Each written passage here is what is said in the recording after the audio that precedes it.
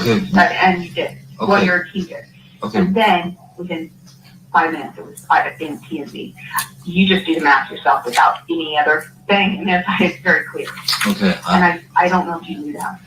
No, I didn't know that, and if that's the case, I'll acknowledge it.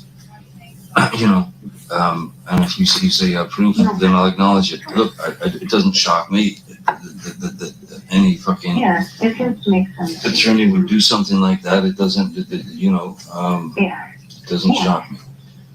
But I'm telling you now, if they file the fucking papers tomorrow, which means the shit I gotta file before we go to court on Friday. If they file those papers, it's first of all, it's very bad for both of us. Okay. Well, your team's gonna file anything that they think is bad for you. Trust me. No, you're what you're saying. You got to do something to protect yourself, which means throwing me under the bus for some video about me being. Not me. I have to respond. Legally, meaning I'll have to go and pursue I have to pursue the whole course of action, because here's what you don't understand. If we do this, and basically, we'll know, because I called my lawyers and I said, why aren't we negotiating more? What is going on? Where are we? And they're like, everything is in their court. We literally they won't settle. Your agents won't. Your lawyers won't settle, baby. I'm telling you. No, we want to mediate. We even have a mediator. We even found mediator and everything. Like, that was all worked out. So the thing that Laura didn't agree to was she did not want to agree to a mutual gag order. And that's the problem, that she doesn't want the gag order. Why, Johnny? Why? Why wouldn't she? Why wouldn't she want both parties to not talk about this in the press? By the way, just talking about the press, not even talking about the court. Okay. Why? I'll tell you what, Amber, let me get on that right now. I'll fucking get on it right now. And I'll get a message back to you somehow. Just, but I'll get on it right now. I just want you to know I've not done anything and have not been doing any moves. Let's look it up, the timeline. Nothing was on the office. Everything has been a defensive move because I'm being called a liar and a gold digger. And I'm not lying about any of this shit. And I am not after a dime of your money. And do you remember when you had this discussion with Mr. Depp? Yes. When was that? I believe that was June of 2016. So after the divorce, while we still had the restraining order. Okay. And what, if anything, was going on with respect to a gag order at that point? Objection calls for speculation. I'm asking her. I haven't. All right, overruled. Good. I was trying to get Johnny to stop the smear campaign. That Objection, Your Honor. Hearsay. Lack of foundation. What, if any, discussion did you have with him about a smear campaign? Johnny told me that he would ruin me, that no one would ever touch me, meaning professionally, no one would ever work with me again, that I'd never work again, that I'd be selling Depends, is what he said, and that he'd ruined my career, and he refused to not engage with, up until that point, he refused to not engage with the press by leaking. Objection, Your Honor, calls for speculation. How is that speculation? This is what he's telling her, correct? Right. Okay. All right. I'll overrule the objection.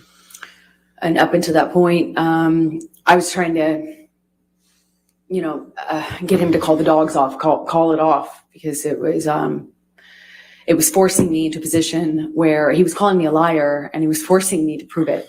And I knew that wasn't going to be good for him. And I kept saying, don't make me prove it. I don't want to. but he was calling me a liar and having a really sophisticated, very, very well paid, very sophisticated PR machine. Objection, Your Going Honor, overtime. calls for All speculation. right, I'll sustain the objection. I'll move on. Let's go to Depp Exhibit, that's Plato's Exhibit 357C. That's 12:30 to 16:30. I'm going to move the admission. Any objection? No objection, Your All Honor. right, 357C in evidence. All right. Michelle, if you complain. I'm not, it's not about that. It would not be about me throwing you under the bus. You know what it would be? It would be released through documented people coming on the record and having the protection to do so that haven't had yet. It would be eyewitness statements. It would be evidence, tons of it, and it would be through years. And it would be unbelievable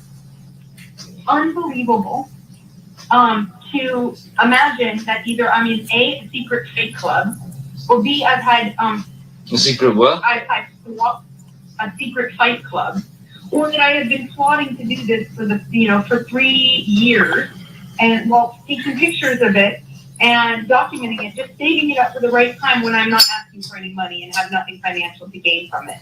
But no one is going to believe that. No one is going to believe that one of the two alternatives, either I'm in a fight club, or I've been going through hair and makeup, or going through makeup through all these years, where I have corroborating text messages between people that match those dates of those timestamp validated photos of either corroboration between people hearing us, or corroboration of next day, Whitney sending text message to Kevin, him responding, or, the kind of stuff like between me and people in your life. It is insanely cross-corroborated than it is a plan. I'm going to put makeup on myself and take pictures throughout years and just sit on it for years. While having this imaginary life run parallel to it. You understand that the pictures I have match with text messages to my mom back and forth about it, and text messages between, say, Raquel and my mom, or Raquel and my dad, or, between my two friends. Or there's a text message where I tell Jody the night before I had that James Corden night show thing, where I say, hey, Jody, I've had an accident.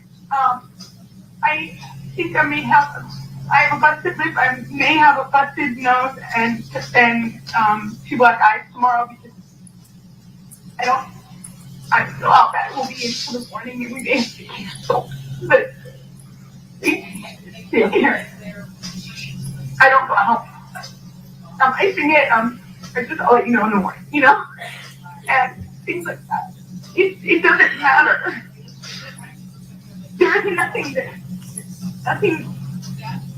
and all of that won't be me throwing you in the bus. That will be evidence in this case. It will be criminal as well, because I cannot go on Friday and file without filing a police statement first. And the only reason I haven't filed that police statement, which has been used against me, by the way, every day, and the only reason I won't do it, I haven't done it, is because I don't want to hurt you, and that means it goes out of my hands. And the third party prosecutor come, and a criminal lawyer come, and they went, the problem is, hearing from you, your biggest struggle is that it's the most solid evidence case of domestic violence I've ever seen. And if you give this over to them or present any part of this, they will prosecute him. And I felt like I would never want that for you. It's hard for me to even understand. I don't call myself in my head, and it's hard for me to even accept any sort of victimdom ever. Can you please explain what the context of this was? I was begging Johnny to not make me prove what I've had to sit on the stand in front of all of you and prove and talk about. I was begging not to do this and have to sit where I'm sitting today. I didn't want this. I don't want to be here. I didn't want to be there then. And I was trying to point out something to somebody who I thought did not have a firm grasp on reality. Objection calls for speculation. Overruled. Good. Thank you. I was trying to point out how absurd it would be for him to keep making me prove this by calling me a liar. I was trying to get him to not call me a liar because everything that I had said to date and everything I've said to date now is the truth. And I was begging him not to make me prove it, that there were photos, that there were witnesses, that there was my testimony. There were years of me with injuries on the dates where we were fighting, and they were documented. I mean, pictures from 2012. So I was trying to say to him, either you'd suppose that people would rather believe this is a hoax, elaborate, well-orchestrated, year-long campaign for what? Or that, what? It just seemed crazy. And I thought no one was advising him in his best interest. I thought no one was telling him the truth. I know he's surrounded by yes men, and I thought nobody was saying to Johnny, this is crazy, don't do this. And I didn't want to hurt him. I didn't want to hurt him. I loved him. I loved him so much. That's why I'm explaining to him why I didn't file criminal charges. I didn't file a police report, even though it was being used against me. I didn't want this to go to a prosecutor. I didn't want this to hurt Johnny. I don't want this to hurt Johnny. Michelle, can you bring up Depp Exhibit 357D as in David? And that is 17:25 to 17:37. I'm going to move the admission, Your Honor. All right, any No objection? objection. All right. In evidence, 357D. I've been Baby. called a liar, Baby, and I've been called a baby, gold digger. baby, Everyone is. baby. Amber, I didn't call you those things. I didn't call you those things. I'm going to go on now to, can we go to Plaintiff's Exhibit 357E? And this is 21:47 to 22:37. I'm going to move the admission, Your Honor. Any objection? No objection. 357E. Thank you.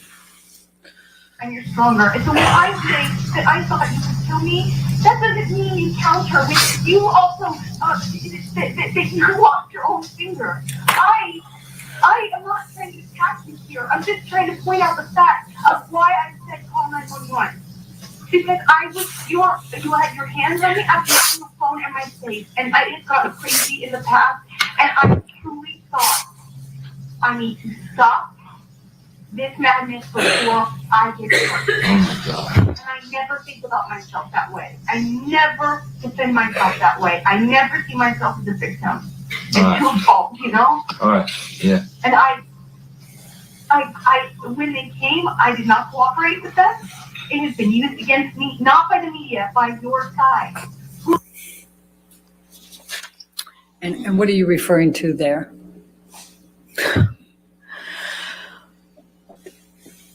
That I don't want to call myself a victim. I don't like to think of myself as a victim, and I don't want him to think I'm attacking him or blaming him. I'm pointing out I didn't cooperate with the police, that I didn't want to get him in trouble, that I didn't want to hurt him. I don't want anything from him. Just don't call me a liar. It's all I said. Just don't call me a liar. Just don't say this isn't real. Because I'm the walking proof of it. I'm going to ask to bring up Plaintiff's Exhibit, Depp Exhibit 357F as in Frank, 24:04 to 24:48, and move the admission. All right, any objection? No objection. All right, 357F. I have said only this from the very beginning. I only have my integrity. And the unfortunate thing is What about mine? taking it a step further. What about mine? They keep taking, that's what it keeps, I'm trying to say to you, literally in words. I'm out of my mouth, that's what I'm trying to say to you. Every step of the way, I have said to them, the thing is, they're hurting Johnny by this, because every time that they call me a liar, or they say this is not true, or Steven, this text message did not actually happen, or that of your security guards, which by the way was a follow-up to your security guard thing they never saw abuse happening. The same security guards who, by the way, have said to me multiple times that I was gonna get killed.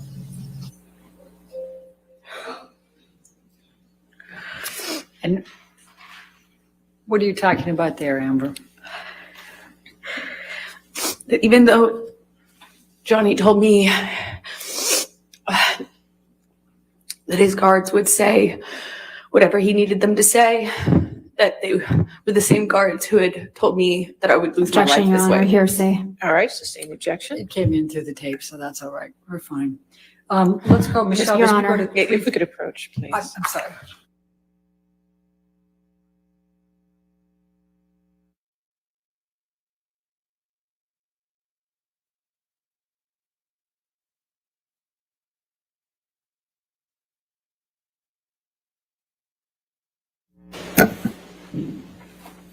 Michelle, can you bring up Depp Exhibit 357G, Plaintiff's 357G, and it's 26:00 to 26:28.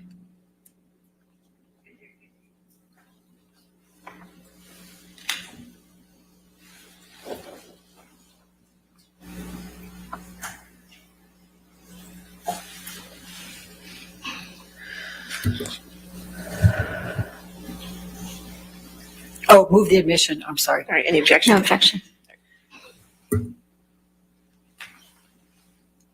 Oh, obviously, they're gonna have to say they didn't see it in front of me and other people that have heard them. You're gonna have to do this under oath too, you know. I will, because the unfortunate part is, I can talk about all of this. Do you believe all this, Amber?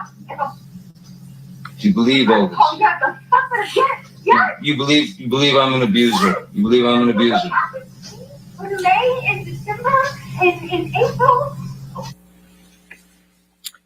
What were you referring to with the May, December, and April?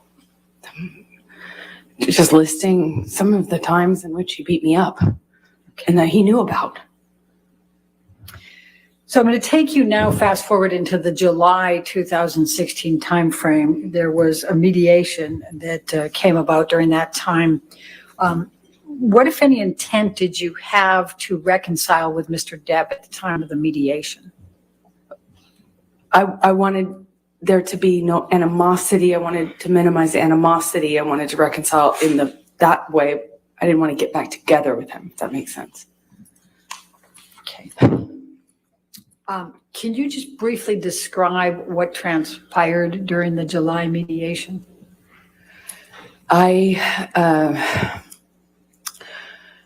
Even though I had a TRO and I wanted to move on with my life, the campaign I mentioned earlier, the smear campaign, the article after article, the hounding me, the, leaking fake. Objection, Your Honor, non-responsive. All right, sustain the objection. Okay. Please explain. What I was meeting with him about is because he had, put these things out in the media. It seemed like every day Objection, there Your was a new Honor. attack. and Calls for this kind of thing speculation, stopped. lack of foundation. All right. Did Mr. Depp discuss with you that he was putting these out in the media? Objection, leading. Overruled, I'll allow it. Yes. Okay, please explain. He told me he would tell his team to back off and to back off effectively if I agreed to do certain things. One of which, he wanted me to drop charges. He wanted, or some version of that. He wanted me to get back together with him and go on tour with him in the tour bus. He wanted me to do certain things that I thought were impossible and that would definitely go against all of everything that I stood for and had earned in getting my TRO, getting my restraining order and moving on. But I had to break the TRO in order to beg him to stop the machine, the press machine, because I was feeling like I couldn't live my life. I was being dropped from commercial opportunities. People were turning on me. A campaign I shot dropped me. I mean, it was just, I had never been inundated with that much press. Every single day, me and my family were, and every witness, anyone who even indirectly supported me got bombarded. And the Objection, media campaigns. calls for speculation, lack of foundation. I'll stay in just the last part of that, all right? Okay. Next question. Okay. We heard Christian Carino testify earlier. Can you describe to the jury what your relationship was with Christian Carino? He was my commercial agent, meaning he handled things like campaigns for a short amount of time, and then became Johnny's agent around the time of the divorce. He was a kind of mutual friend at the time between Johnny and I, and so he helped us kind of negotiate or mediate a time where we could meet. And my goal in that was to just beg Johnny to stop doing this. Objection, non-responsive. Overruled. That's right. What, if any, desire did you have to return to Mr. Depp after the divorce? None. Now, you heard Mr. White testify that he engaged in negotiations with you during the settlement process of the divorce. What, if any, discussions did you have with Mr. White? None. The first time I saw him was on the testimony screen in the UK during the UK trial. I've never spoken to him. So he didn't negotiate your settlement? No, he did not. What was important to you in the divorce negotiations? The statement. That was it. The statement. I wanted a mutual statement, and I wanted him to call get the press out of this. Just make a statement. You got the press And in that statement, man. clear my name. I wanted to clear my name. It's all I have. I said this to him too, and he knew this. All I have is my name. I come from nothing. All I have is my integrity. All I have is my name. And that's exactly what he promised to take from me. Allegedly. Why did you agree to accept $7 million as your settlement? I didn't care about the money. I was told if I didn't agree to a number, that it could be overturned. That this would never it would never get completed, would never settle. Objection, and it would be hearsay. overturned. What was your Sustained, go ahead. What was your understanding? That if I didn't agree to a number, it would be overturned. So I took far less than what they were offering and what I was entitled to. And why did you donate it to charity? Hold on. I now. promised the entirety of it to charity because I was never interested in Johnny's That's money. why you promised half And of in the it to charity divorce, and you did not fulfill I just it. wanted my safety. I wanted to move on from my life. I wanted Check my your future. facts. And then he Don't started lie. compromising that, calling me a liar, making it impossible for me to move on by doing so. So that I wanted the truth. I wanted him to clear my name and to leave me alone. I've been saying that since 2016. So why did you donate 3.5 to Children's Hospital and 3.5 to ACLU? Well, I pledged the first half, or 3.5, to Children's Hospital because I'd been working there as a volunteer for well over a decade. I knew the facility well. I'd worked there with another nonprofit is how I got affiliated with them. And I knew they could use the resources. I was familiar with it. And What about the ACLU? and then ACLU because I was a supporter, because I believed in the work they were doing. I believed that they were doing good work for people who deserved it. Why did you make the donations over a period of time as opposed to just a lump sum? Two reasons. The short of it is because I was receiving the settlement in installments. I was receiving the installments over time. Second of all, so I could Time get the out. tax benefit I gotta of correct paying this. overtime. She You know, got it's my the understanding that's how you pay installments, the these entire like payment large sums you paid over time. It was like a year and Did you 3 make any months. payments So it was towards like the these end of donations? 1 year, a I full did. year, and February of the next. So a year and 3 months, she got the whole 7 Approximately mil. how much?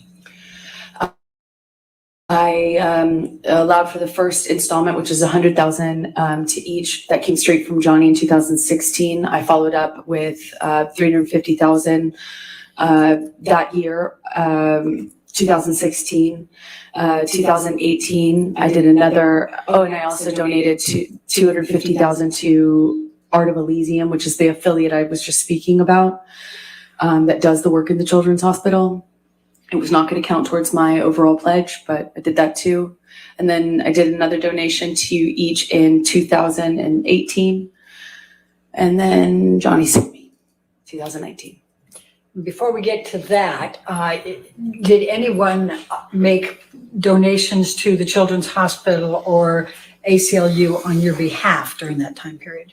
Yes, Elon also, Elon, who was my boyfriend at the time, had his own charitable contributions that he made.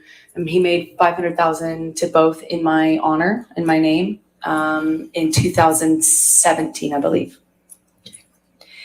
And have you completely fulfilled your donations to the ACLU and the Children's Hospital? I have not yet. And why not? Because Johnny sued me for $50 million in March of 2019. And I have spent over $6 million. Objection, Your Honor. This is a motion in limine. That part was supposed to come in. Okay, what you put forward? Let's take a look. Okay, y'all, this is her divorce settlement. Okay, so November 2016, 1 million. February 2017, 1 million. May 1st, 2017, 1 million. August 1st, 2017, 1 million. November 1st, 2017, 500,000. February 1st, 2018, 2,300,000. This is the fucking payout.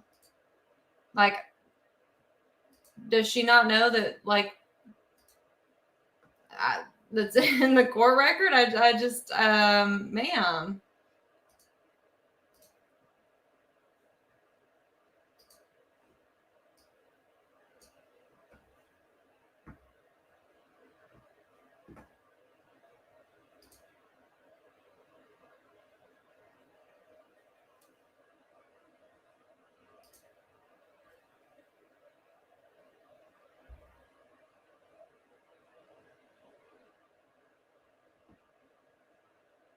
No, she did not, which has been covered throughout this trial.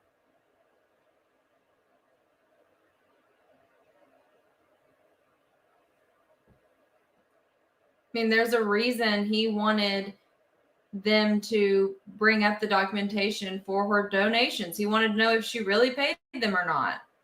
And as we heard, they were not fulfilled in their entirety, not even close. Yeah, the math ain't mathin'.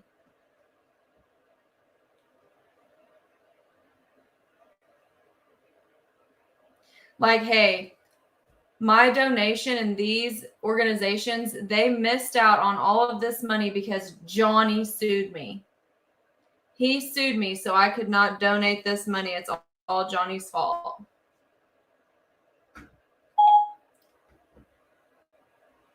Like,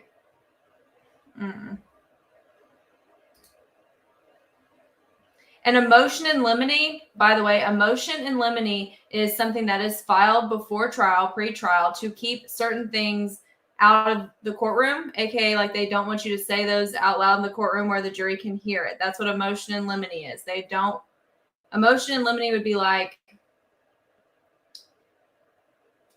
asking them not to say that she didn't fulfill her donations. So if it was all worked out, they would not be allowed to say whether or not she fulfilled her donations or not if a motion in limine was filed and all of it went through. So that's what a motion in limine is. It's a motion pre-trial to prevent something from being said during a trial. And that's what Camille was talking about. She said this was a motion in limine.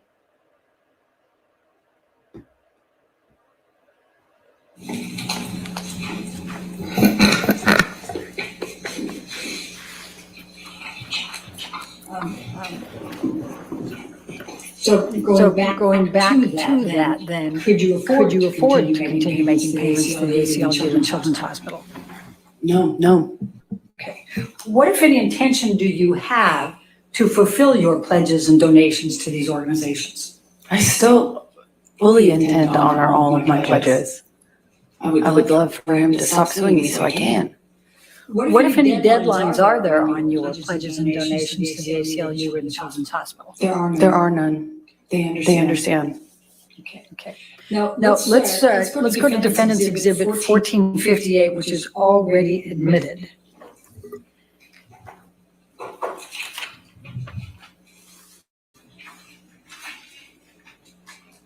Now, I'm going to just direct your attention to paragraph 27, where it says, neither party has made false accusations for financial gain. There was never any intent of physical or emotional harm. Amber wishes the best for Johnny in the future. What, if any, significance did that have to you?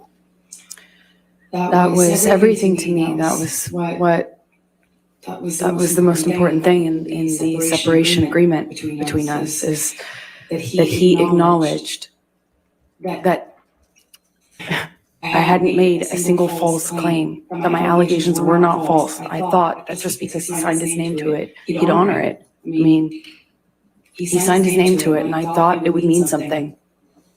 He acknowledges that I never did it. I mean, I never made a false claim, and I didn't do it for financial gain. And that's what I was being called at the time, a gold digger and a liar.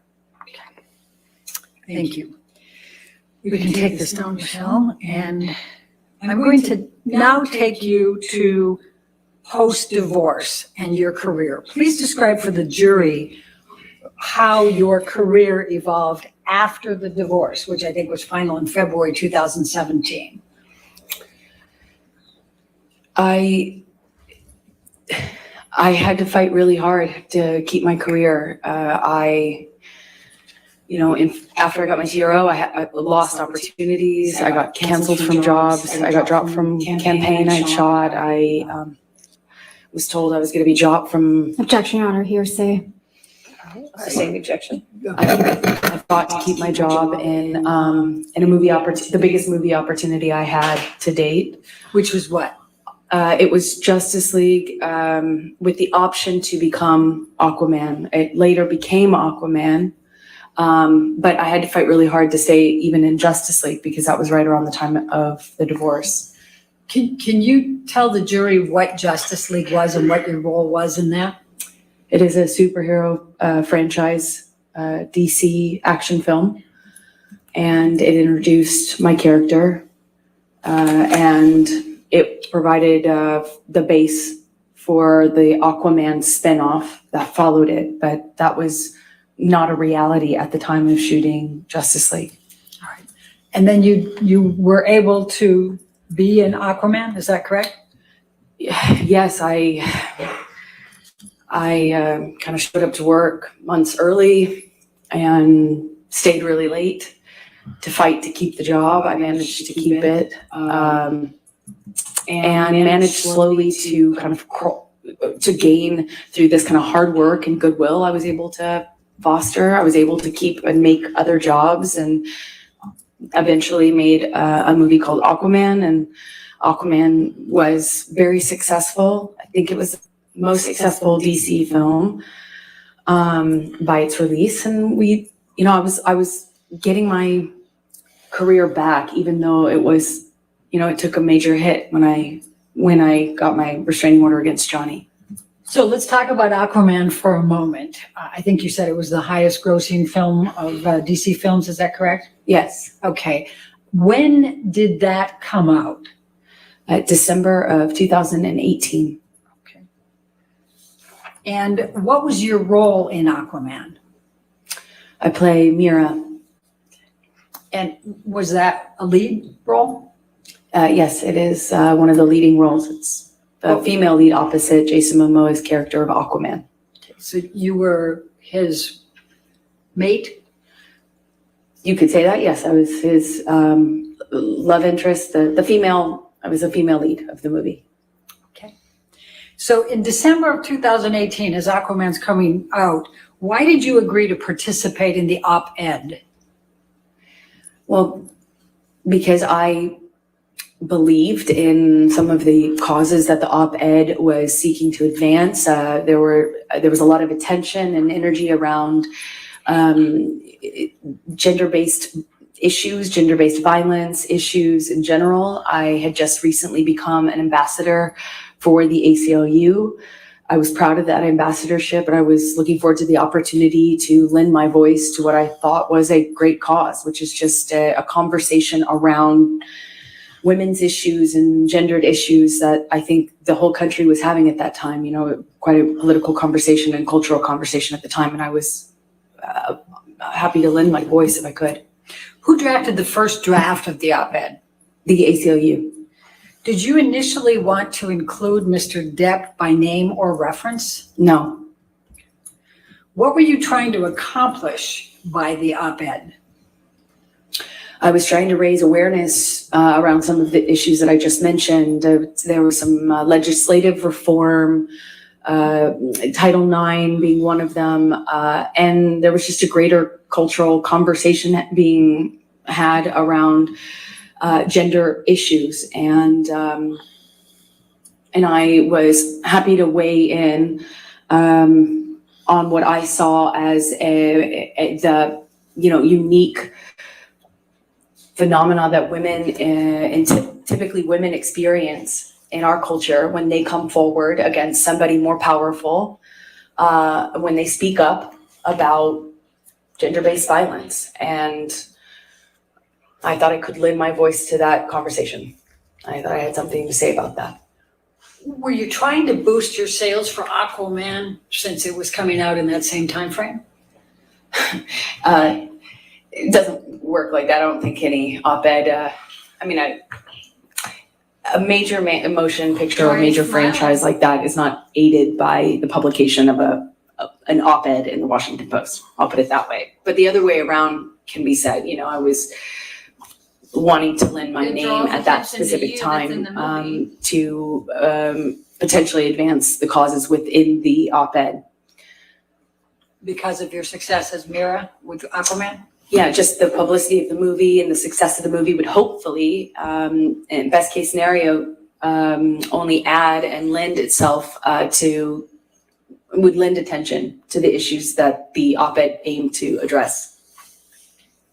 What did you do once the ACLU had your agreement to be the spokesperson for the op-ed, to put your name to it? I sought the advice of my attorney. And why did you do that? Well, because I didn't want to get into any sort of legal issue. I didn't want to have any sort of legal problems for talking about what happens to women or people when they come forward and speak about these sorts of issues, especially when they come forward against someone more powerful than them. And that backlash, the retaliation that people face when they come forward is exactly what I was writing about. And I didn't want Johnny to retaliate against me and quite literally prove my point. And so who was the counsel that you hired to review the op-ed? His name was Eric George. Where's he located? Los Angeles, California. How did you know Eric George? Eric George is the attorney who represented me in a different litigation against the producers of London Fields, the movie I mentioned earlier about having a body double and sex scene that I didn't approve of. What was your understanding of Eric George's experience and skills to be able to review that op-ed for you in the context of your concerns? Objection, speculation. I'm asking her understanding. I'll sustain the objection. Next question. Did you have knowledge of Eric George's abilities at that time? I did. I thought he had an excellent reputation and would give me great advice. And what, if any, experience? What was your experience with him in representing you earlier? I thought he was a fantastic attorney, very smart, and I trusted him. Without going into the content of it, what, if any, of Eric George's advice did you follow in the context of the op-ed? I took all of his advice. I made all the edits he suggested. I took all of his advice. And what, if any, of Eric George's advice did you ignore? None. I mean, he's my lawyer. I listened to him. Okay. I'm going to ask you if we can pull up, Michelle, Plaintiff's Exhibit 1.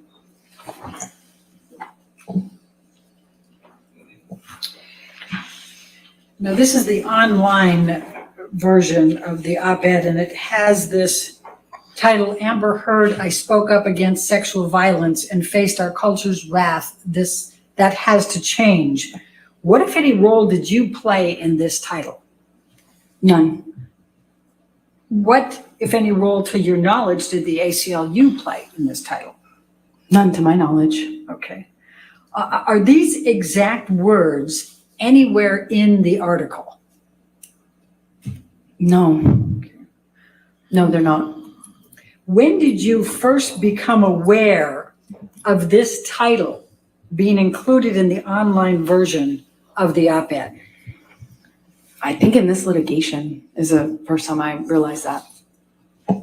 Okay. I'm going to now ask, Michelle, can you bring up Plaintiff's Exhibit 2? Excuse me, what? What? Man. This has also already been admitted into evidence, Your Honor. Yes, ma'am. And this is the paper version, if you will, of the Washington Post with your editorial. And if you go to the second page, this one has a title, A Transformative Moment for Women. What, if any, role did you play in that title? I didn't. Okay. None. Now, do you recall seeing this version, the newspaper version, at the time? Yes, this is the version I saw. I'm very proud of it. I had it framed.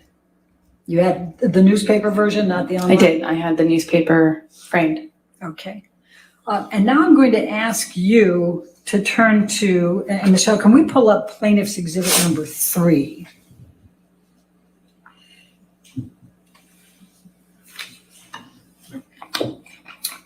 And do you recognize this document? Yes. I'm going to move to admit Plaintiff's Exhibit number 3 into evidence. Any objection? No objection. All right, 3 in evidence. If we can publish it to the jury. Thank you. Now, is it fair to say this is a tweet? Yes, it is. And can you explain to the jury what a tweet is for those who are not as social media oriented?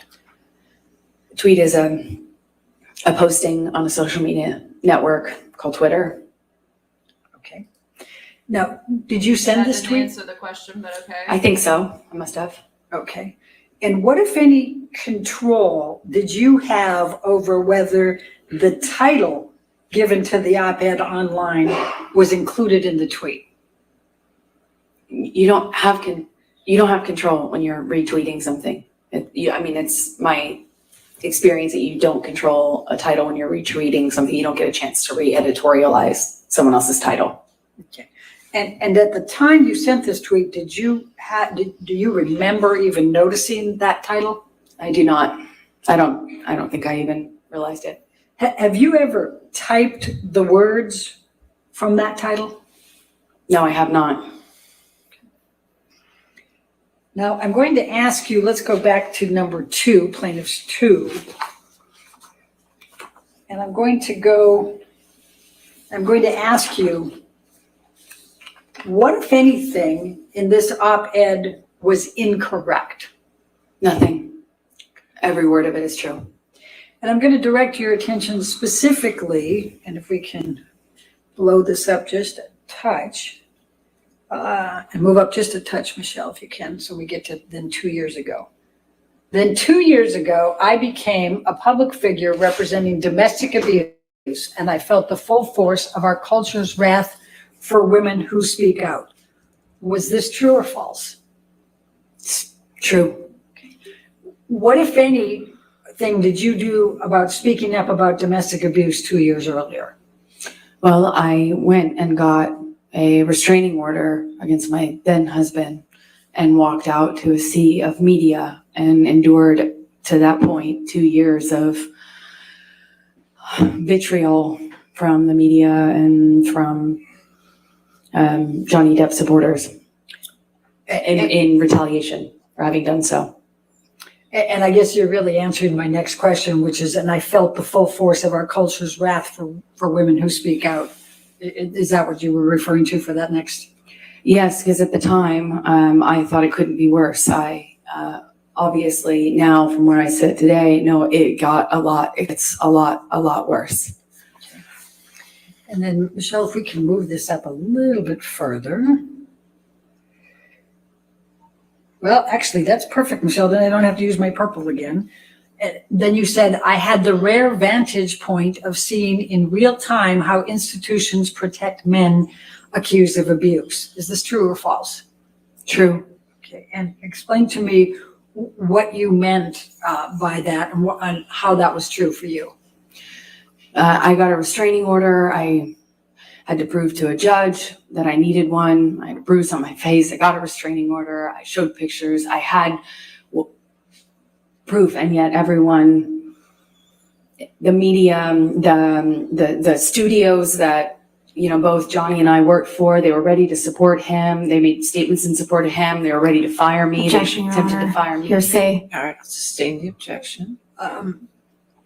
What, if anything, did you witness with respect to institutions? Meaning the people that we work for, the institutions we work for, the studios we work for, decision makers in my industry, filmmakers and powerful people and decision makers within my industry whom I had not ever even met, who didn't know anything about what happened behind closed doors in the marriage of Johnny and I, were making comments about me, statements about me. I was dropped from campaigns. It was hard for me to work. I was harassed. I'm harassed on a daily basis, death threats, and just the fact that wasn't, there was no parity. The studio and these decision makers and such were so ready to support him and eager to Objection, Your Honor. Hearsay.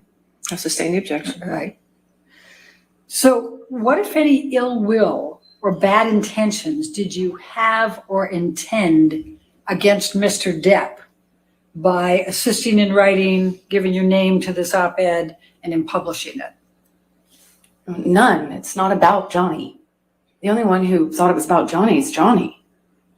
What? It's about me. It's about what happened to me after Johnny. It's about what happened to me after I escaped my marriage. It was about me and my life and what I endured once I moved on and got a TRO and moved on with my life. It was about what happened to me after. The only one who made it about him, ironically, is Johnny.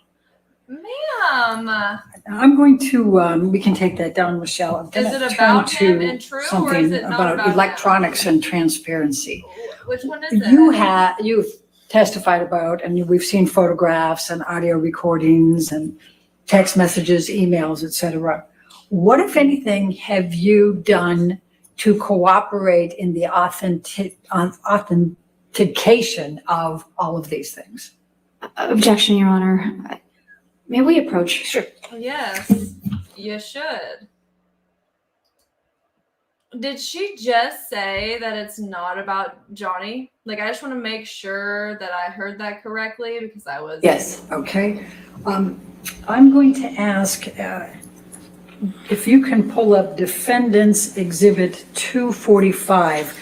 But, Your Honor, I'm going to ask, do we have? It's already in evidence. Your Honor, if we may approach Okay, just sure. real quickly, because I think we can move this along faster if we do this ahead of time.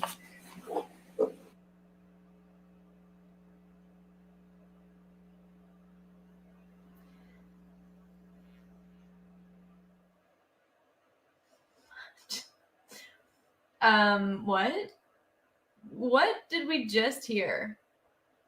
It's not about Johnny. He made the article about himself. But also, every word of it is true.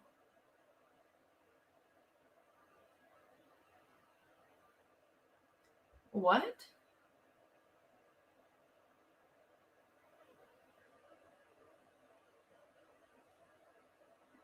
Me too. Like, what?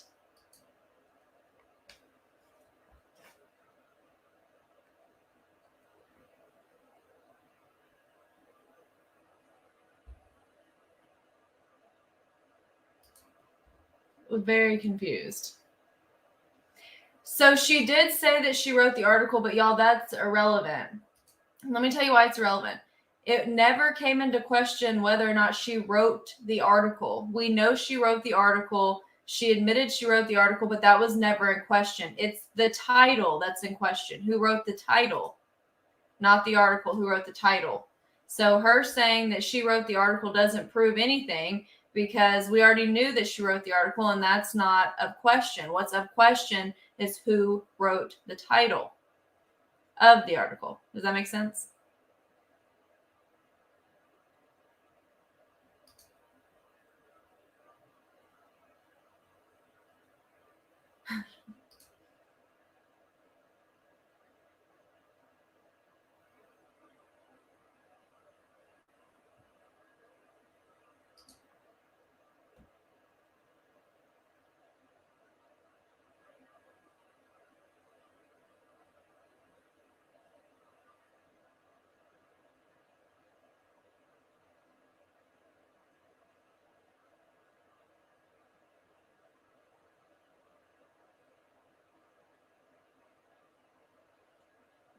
Johnny spent 4 days on the stand, y'all. So she's not been up there any longer than Johnny was.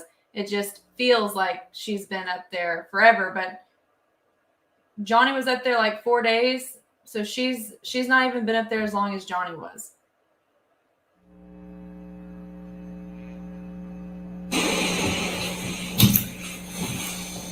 Okay, we're going to start by bringing up Defendants 1245. All right, and moving that into evidence, no objection, 1245 in evidence. Also, Thank you, she Donna. could have asked them to change the title. And this is an article that was in the Daily Mail on 8 April 2020. You see that? And then, Michelle, I if you don't can see move anything that because you to the blocked next it all out, page. but- And perfect. It says, Adam Waldman, Depp's lawyer, said afterwards, Amber Heard and her friends in the media used fake sexual violence allegations as both a sword and a shield, depending on their needs. They have selected some of her sexual violence hoax facts as the sword, inflicting them on the public and Mr. Depp. Do you see that? Yes, I do. Is this a true or a false statement? False. And why is it false? Well, you have to use what I've lived through and what I've survived, calling it fake, saying that I'm harming Johnny with this, I'm harming the public with this. This is what I've lived through. And to say that it's a hoax, that these aren't even real things. I mean, after everything I've lived through and survived, and also I hadn't even spoken about the sexual abuse within my marriage. I have been protected. What the fuck?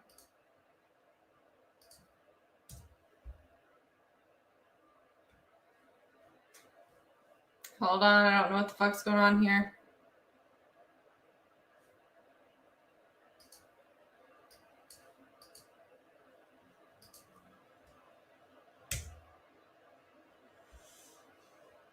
Mm-hmm. Sure is.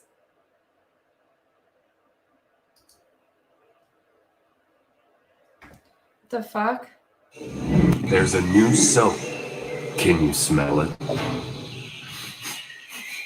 Some protection. Sorry, guys. And then Johnny, through his lawyer, not only uses that against me, but says it's a hoax. Thank you. Now I'm going to ask if we can bring up, and it's going to be 1246A. And I think I'm moving this All into right. evidence as There's no well. objection, so 1246A is in evidence. You can publish. And this is an article that was published on the 28th of April, 2020. I mean, we can't see anything. All we see Michelle, is if we this can- darked out shit. Come on now. Thank you. And this one says, Depp's lawyer, Adam Waldman, said, quite simply, this was an ambush, a hoax. He's quoting They legal set documents, Mr. Depp up which he by has calling every the right cops. to do. That reporter has But the every first right to attempt do. didn't do the trick, he told dailymail.com. And let's keep going.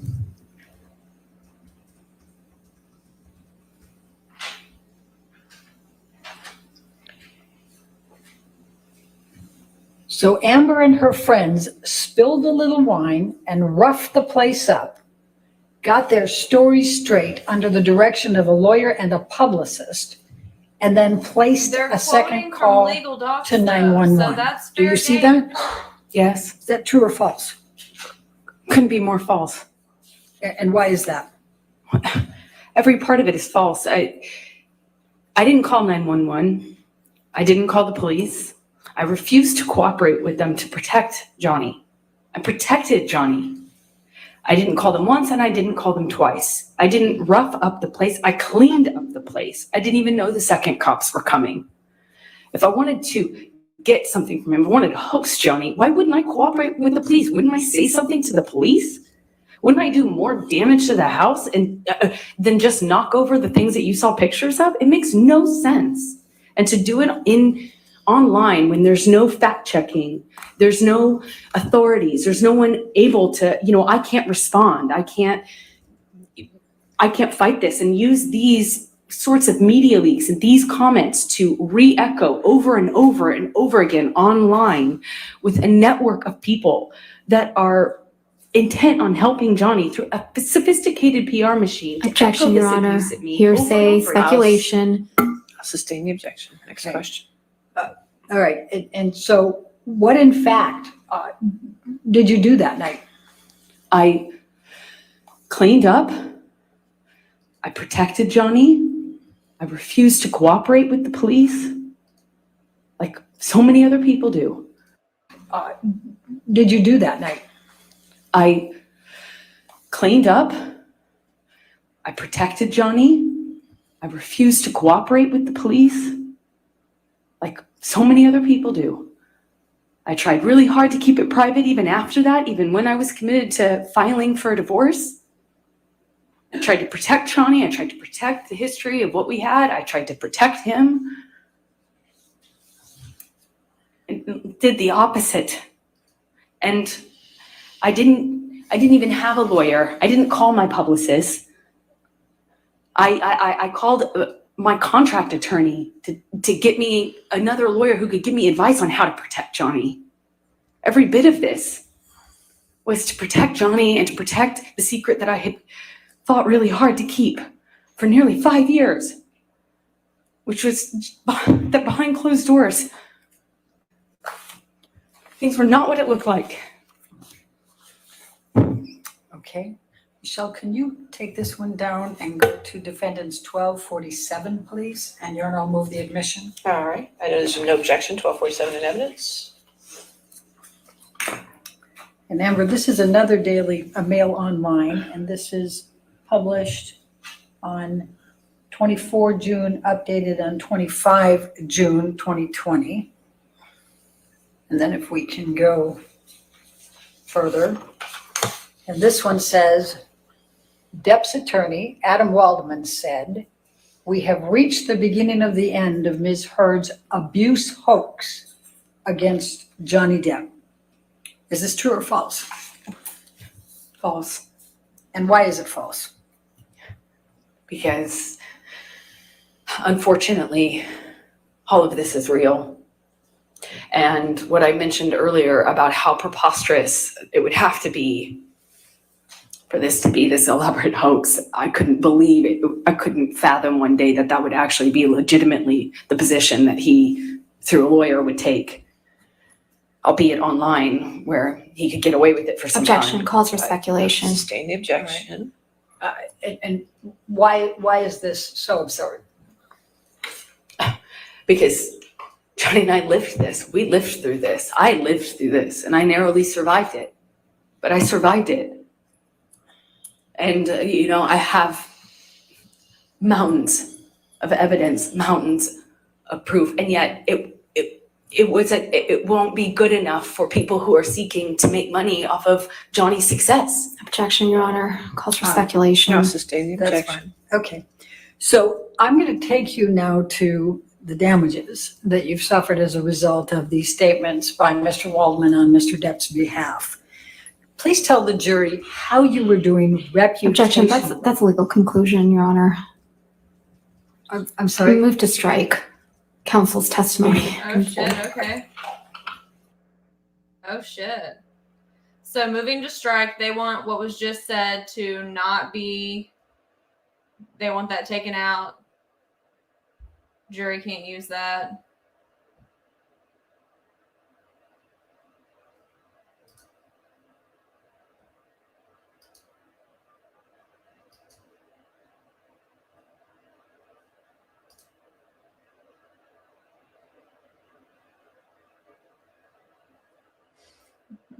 From the record, we'll disregard that question. All right, your next question. What was your understanding of on whose behalf Mr. Waldman was making those three statements? Objection, lack of foundation, calls for speculation. If you want to approach again, that's not what we just said here. I just want.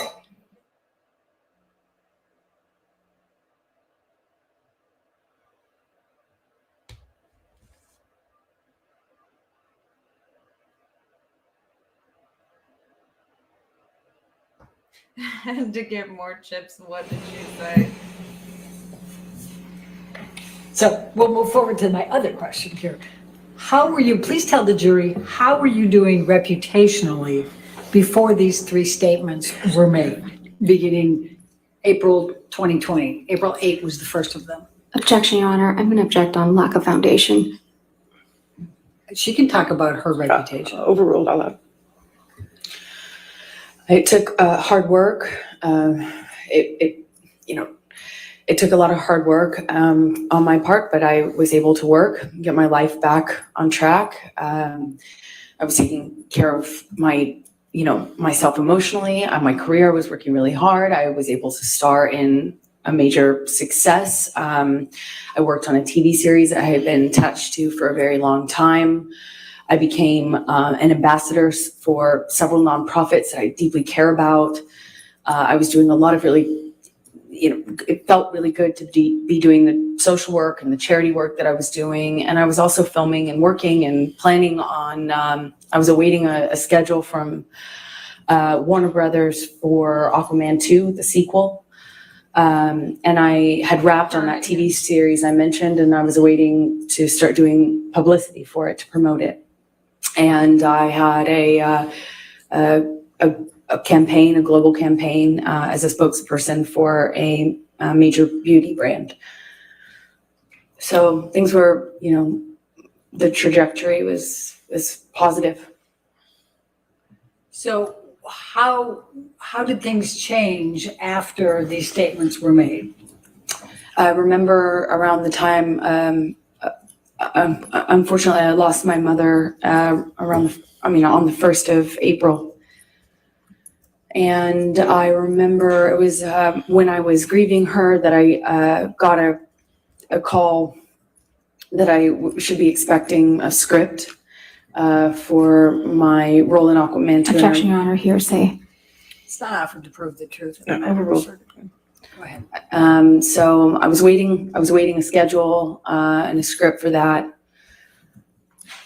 Feeling concerned that, I wouldn't have enough time to grieve before having to get back into work. I had a press schedule to promote the TV series I was doing, and I was shooting things for this beauty brand. And then I remember at that time the beauty brand had to suspend posting what I just shot for them because they were getting bombarded. Objection, Your Honor. This is hearsay. Sustain the objection. Okay. All right. They said no. I mean, they suspended what I had shot. Objection, Your Honor. Were you actively involved in campaigns for L'Oreal before these articles? I was. Were you actively involved in campaigns with L'Oreal after these articles? No. Were you, with The Stand, you were talking about the TV series, that was The Stand, correct? Yes, the TV series that I had already completed. All right. And were you actively involved in publicity for The Stand prior to these articles? Yes, I Were was. Were you actively involved in the publicity after these articles? No, shoots were canceled. Things were Okay. canceled. With respect to Aquaman 1, Aquaman 2, you'd already starred in Aquaman 1, right? Just so and they called it Aquaman at that time, but now there's an Aquaman 2, just right for. That's correct. Okay. So were you actively scheduling timing for filming and scripts for Aquaman 2 before these articles? Yes, I was. Were you actively scheduling after these articles? No, the communications stopped You gotta fight at through that it. point. You gotta All right. fight through the crazy. I'm going to, We gotta watch Michelle, it can you bring up so Defendants we know Exhibit what to look for on 1258? cross.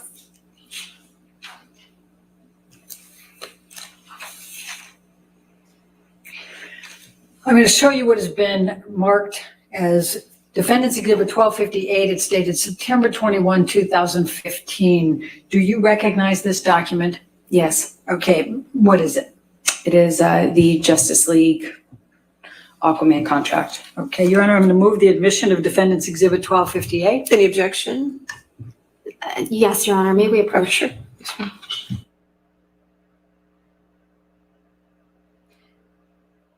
Her attorneys are terrible. Like, honestly, there's just so much. But when they went to do direct verdict, he was talking about summary judgment, which, for the record, goes on before. So I was like, what the fuck is going on here? I don't know if y'all have seen the movie Clue, but Miss White, she's like, what? The flames coming out of my head. That's me watching her attorneys. I just really can't. No, they're not prepared. Jeez, no, they're hard.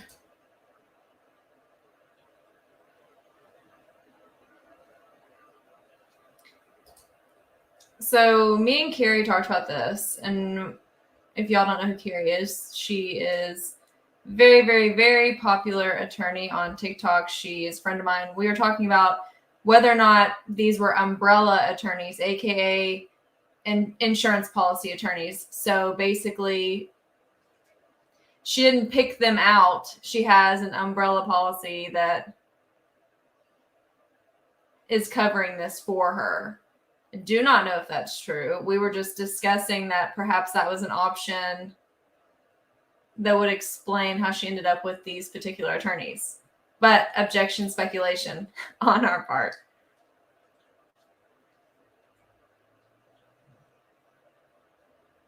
Yes, I absolutely adore Carrie.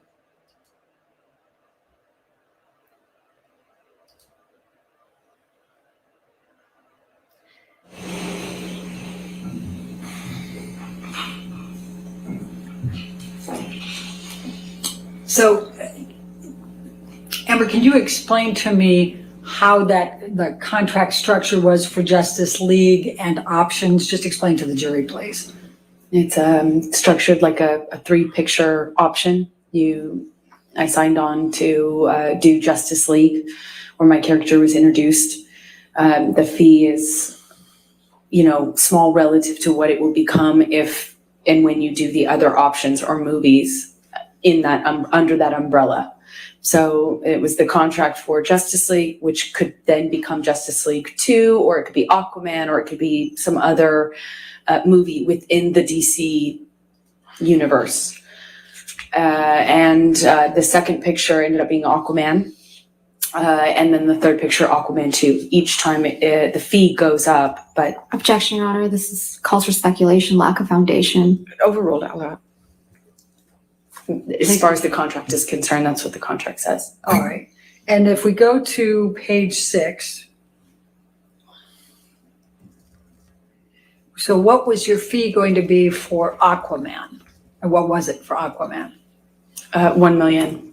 Okay, and then was there also box office bonuses, opportunities? Yes, I believe. Okay. Yes, there are box office bonuses. If it makes a certain amount in the box office, you get a bonus. Okay, and it says picture number 2, at the time you entered into the contract with on Justice League, did they know what the picture would be? No, as I mentioned before, when you do the contract. Objection calls for speculation. All right, I'll sustain that objection. Okay, so ultimately, what was picture number 2? Aquaman. All right, and then what was it for picture number 3? Aquaman 2. Okay, and what was the fee under the option agreement at that time? 2 million. Okay. Now, did you have contracts with L'Oreal? Yes, I did. Okay, and can you just describe for the jury what was involved with L'Oreal? You talked about being involved in campaigns and then not. Just explain that to them if you can. As a spokesperson, I'm just involved with the brand as a representative, and a certain amount of commitment you have to do throughout the year on social media and on red carpets, promoting various products or causes they're advancing. Generally, just like a brand ambassadorship. Okay, and did you? Well, let's pull up 1262.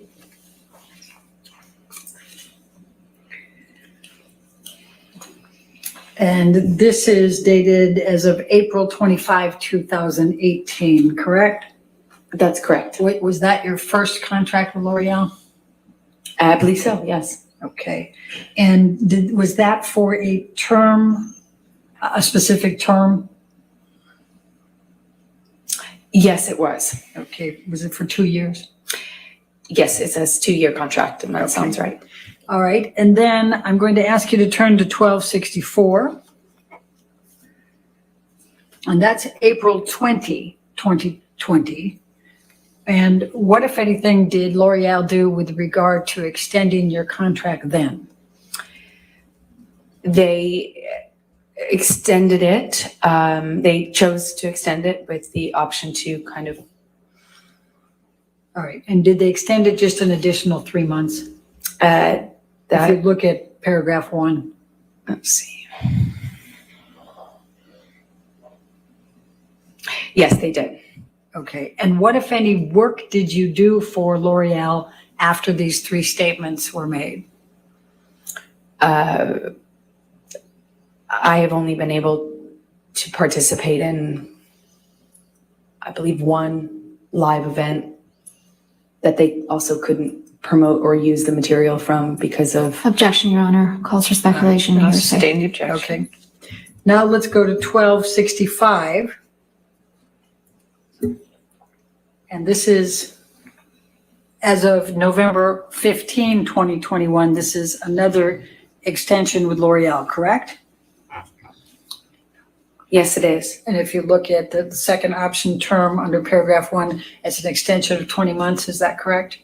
That is correct. Okay, and what, if any, work have you been able to do for L'Oreal since this contract?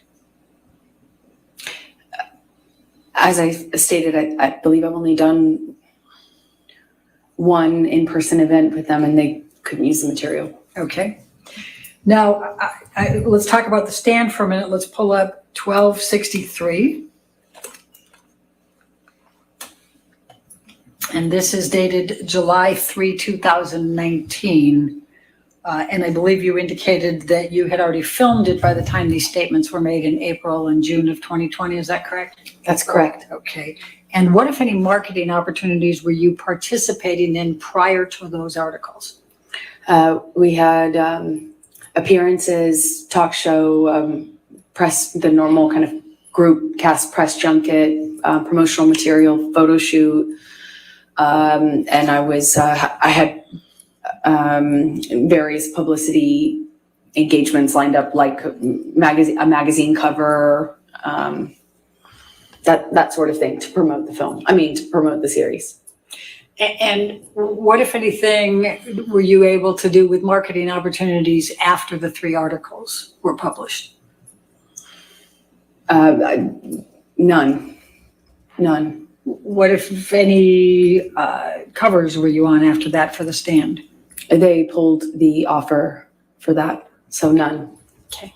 And while we're on this agreement, if you look at the second page, how much were you paid for The Stand? It's at 6C.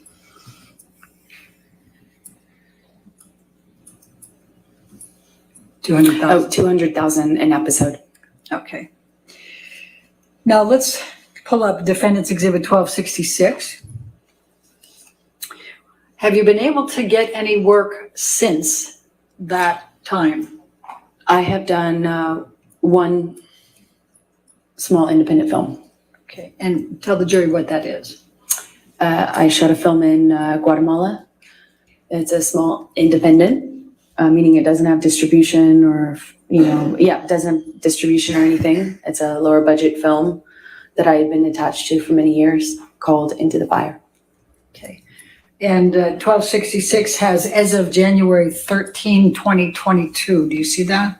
Yes. Okay, when did you actually film for this in Guatemala?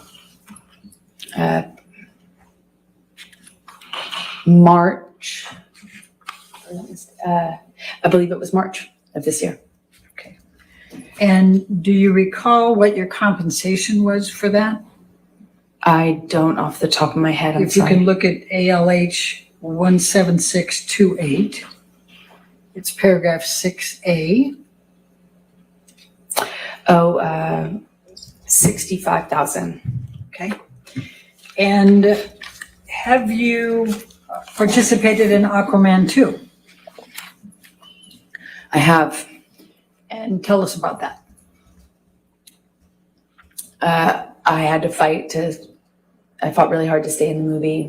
They didn't want to include me in the film. Objection, Your Honor, hearsay. I'll sustain the objection. Okay. Were you ultimately able to get to film in Aquaman 2? Yeah, that's messed up. A very pared down version of that role, yes. Okay. What, if anything, changed in the script? They took away a lot of. Objection, Your Honor, I hearsay, think she can. lack of foundation. Overruled as the script. Go ahead. I was given a script and then given new versions of the script that had taken away scenes that had action in it, that depicted my character and another character without giving any spoilers away. They're 2 characters fighting with one another, and they basically took a bunch out of my role. They just removed a bunch out. And what, if any, leverage did you have to negotiate a higher salary beyond the $2 million? So true. Objection, speculation. I'll sustain the objection. What, if any, effort did you make to negotiate a higher salary for your participation? I couldn't renegotiate my contract. And why not? Objection, this calls for hearsay and speculation. Do you know why? Still the same objections, Your Honor. I'll sustain the objection.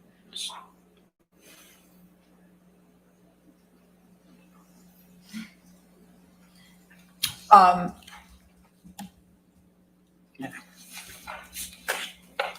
right. Amber, I'm going to ask you to describe to this jury the emotional impact on you of these 3 statements that we have talked about, these 3 counterclaim statements. Please describe how this has impacted you.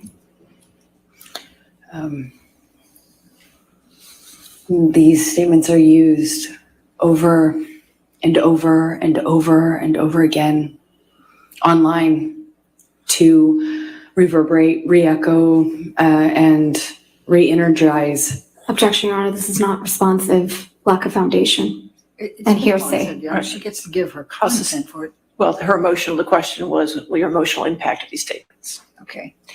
The impact it has on me is every time I look at it, which is every day, Get those bingo I cards out. am set back. I have to relive it. I have to have the worst, most painful things I've ever gone through, painful memories I've ever had, the things I've narrowly survived at times, embarrassing, intimate details that I never wanted to be known, never wanted to be public ever, and to have them used every single day to call me a liar. I have to relive this every single day that I have to address those claims. Over and over again, the most intimate, embarrassing, deeply humiliating, and personal things that I've survived are used against me every day, over and over again. It's torture. I'm in so much pain emotionally. I just wanted him to leave me alone. I wanted to move on with my life. And he won't let me. By making statements like this, he won't let me. I have to be here today. I have to be reliving it every single time. He, with these statements, with these leaks, these comments, once again, makes me have to speak to the most horrifying things I've lived through. Bitch, he was trying to run. But you wouldn't It's leave torture. him alone. It's torturous. Why don't you have to do that? He's literally I wanna move on locking with my himself life. in rooms to get away from you. I have a baby. I want to move on. I want Johnny to move on too. Mom, leave me alone. Thank you. I have no further questions. All right. Ladies and gentlemen, it's probably a good time to go ahead and take our afternoon recess based on that. So go ahead and do not discuss the case and don't do any outside research, okay? We'll see you in 15 minutes, okay? Thank you. Police court is still in session. I need it to be quiet in the gallery. Thank you. They're gonna have enough of these spectators if they don't quit that shit. Like, this is the problem. Like, if you're gonna attend court, you need to know how to dress and how to act and shit. Like, it's not that hard. Obviously, you should not be saying a word until the jury's out of the room, the judge is out. Like, come Why on. don't we just make it it's not that 3:25 hard. then? We'll come back at 3:25? Okay. Thank you. All right, thank you. So, honestly, I'm kind of pissed. And I'll tell you why. The reason why I'm kind of pissed is because I wanted them to start cross fresh. And so they're going to start cross and have 2 hours and then have to stop. And so I kind of hate that they didn't just drag it out another 2 hours and close at the end of the day and then start with cross tomorrow. Though I bet that her counsel wants to see how she does on cross, kind of evaluate it. But I really wish they had just gone 2 more hours and started fresh tomorrow. Yeah, they did it. Yeah. They're wanting to see how she's going to react. Yes, she's literally the meme. But you know what, though? Kim, you can tell, is actually upset and crying. So at least she makes that face because she's legit ugly crying. Amber just makes the face, I guess, just because. Listen, everybody better get their ass stretched out. Get them... Get stretched, go brew that coffee, get the snacks, the Dr. Pepper, the coffee, the booze, mega pints, whatever. Stretch, do a lap, go smoke a joint, smoke a cig, piss break, whatever you need to do, go do it now because it's about to get wild, wild west up in here. Although I will say this, I do predict that they can't just, please hold. I wouldn't do this if it wasn't important. Hold on. It is related.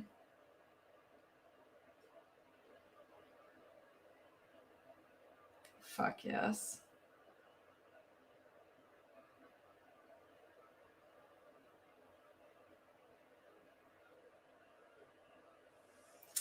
Okay, I was trying to see if they put the name of that, if they put the author of those articles by the Daily Mail up or not. And they did, okay.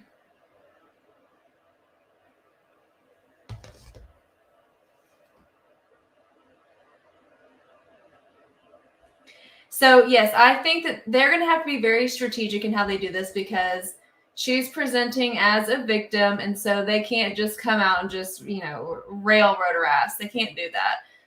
So they kind of need to have a gentle but stern approach, let her back herself into a corner, let her make herself look bad, they need to trick her into catching herself in lies.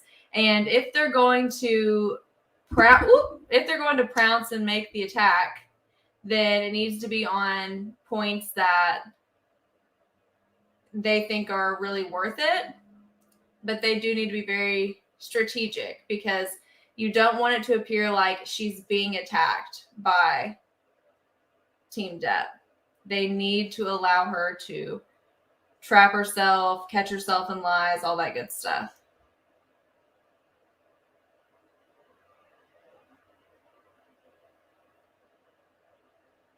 Yeah, I think so too.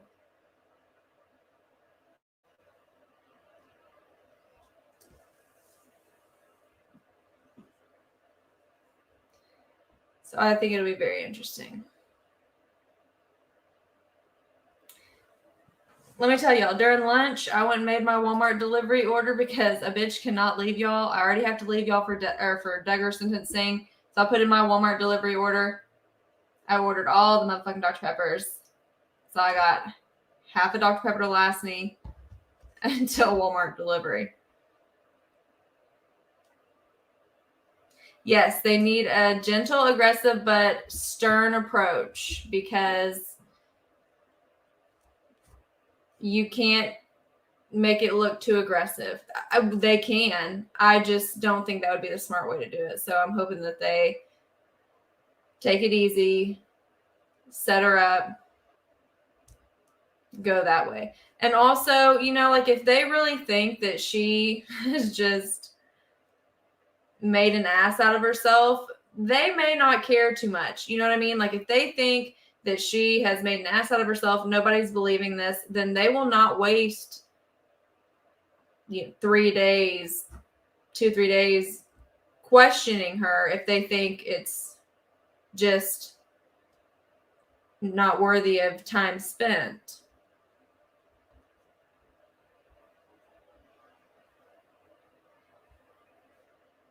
Me too. Me too. I think that's quite possible. She's already very snappy. Most people, when they're talking and they hear the judge, they're like, they're like, sorry, and we've seen that throughout this. They're like looking at Penny like, is it okay? What? I'm sorry, whatever. She literally will just look straight at the attorney and be like, well, I was there. Or she hears other people talking and she keeps going. You're trying to be a hostile witness on that at that point. Like, we gotta check yourself.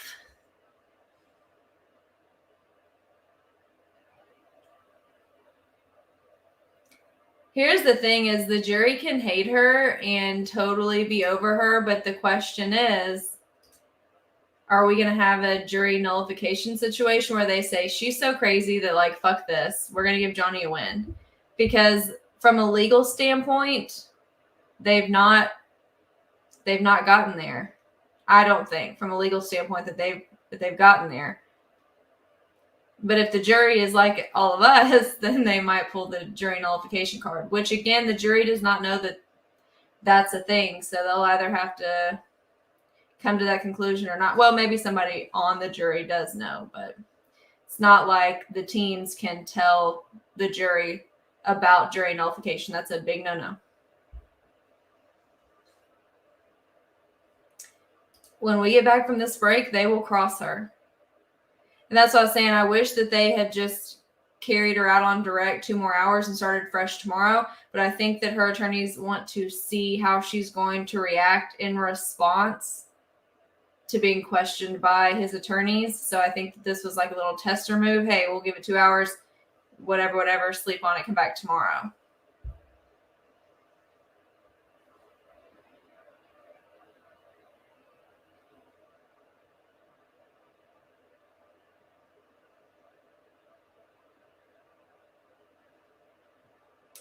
Jury nullification, what is it again? So jury nullification, and again, the lawyers are not allowed to tell them about this, but jury nullification, when the jury goes back to deliberate, they are given instructions that say, like, this is the law, this is yada, yada, yada. They go through the evidence, and they're supposed to follow those jury instructions to a T.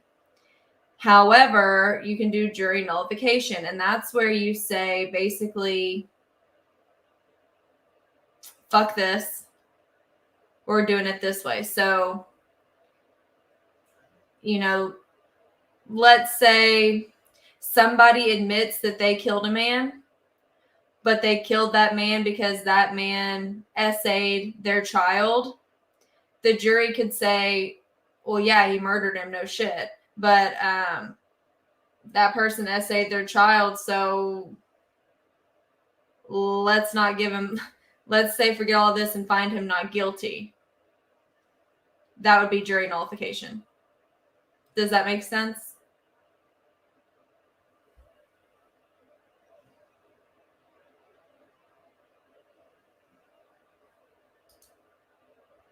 Everyone understand jury nullification?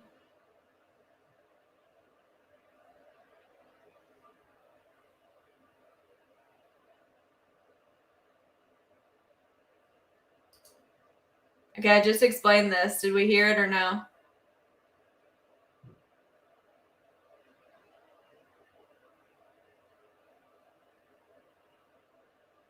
Yep. Yep.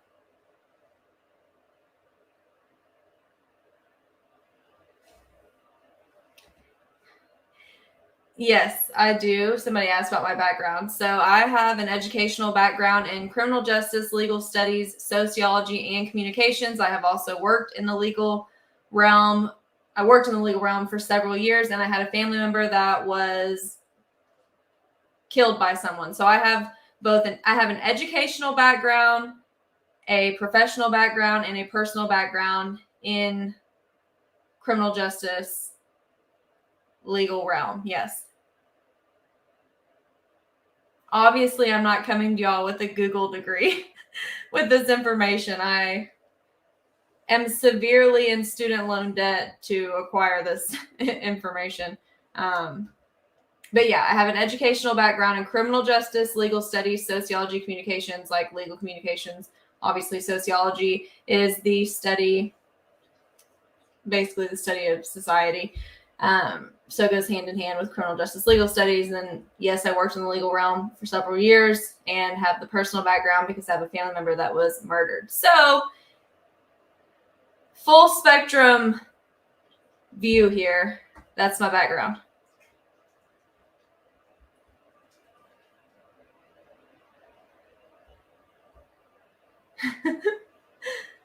That's funny.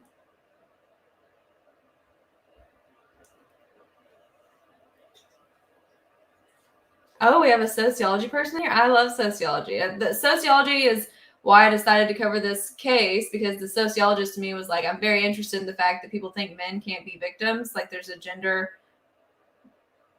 bias with victimology. And of course, studies validate that gender bias. But at the same time, that doesn't mean that men can't be victims of sexual assault or domestic violence. And so how society reacts and thinks about that, it's very interesting to me.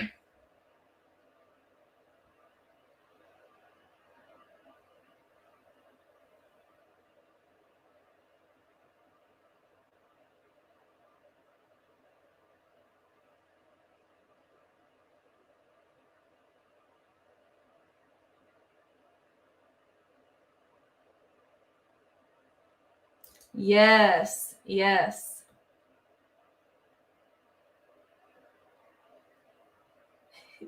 Yeah, yes. Yes, I do have I have a very good understanding. Carrie will back me up. If you don't believe me, Carrie will back me up, or somebody else will, or you can just fact check me on Google, whatever. But yeah, so that's my background. Now, I will say criminal is my forte, not civil, which is what we're watching right now. But yeah. So I got multiple viewpoints on this, but no, I'm not just watching other things online and guessing, or actually know I actually kind of sort of, I mean, I don't know shit about fuck, but I kind of sort of maybe just a wee little bit know shit about fuck. Like, don't give me too much credit, but I can hang a little bit. Might be hanging by a thread, but I can hang.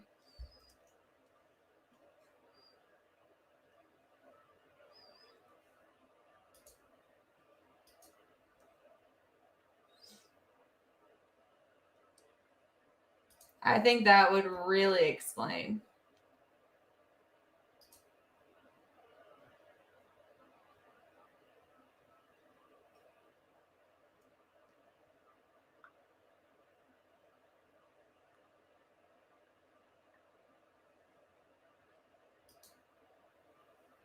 And I tell you what, like I said this, I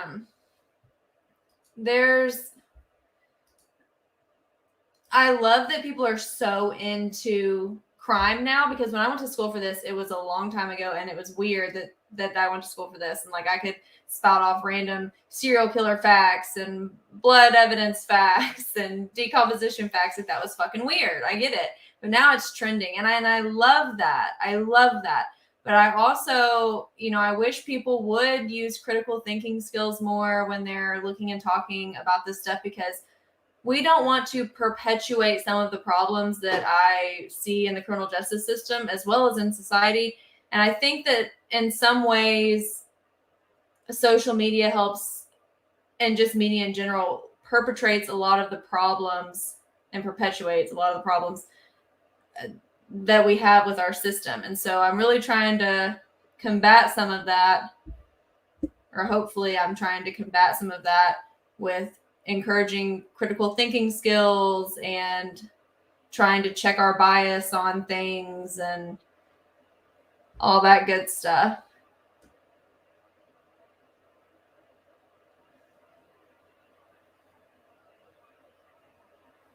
I love this. I know. I'm like, okay, I've got 1 minute and 18 seconds to talk. Any other questions before we got 1 minute? We got 70 seconds.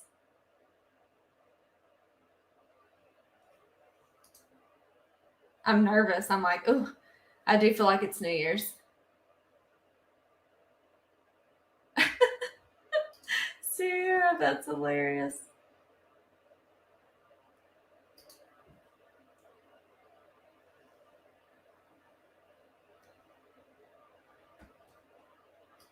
Sounds like an Eminem song.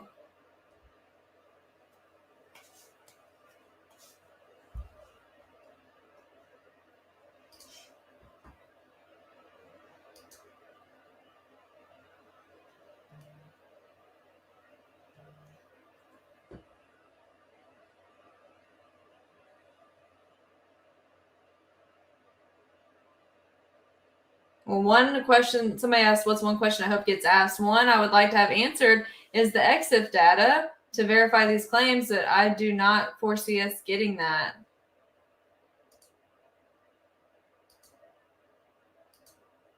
It's time for cross. I hope everybody peed, smoked their cigs, their joint, got a snack, coffee, doctor, like whatever it is. I hope you did it, because break is over.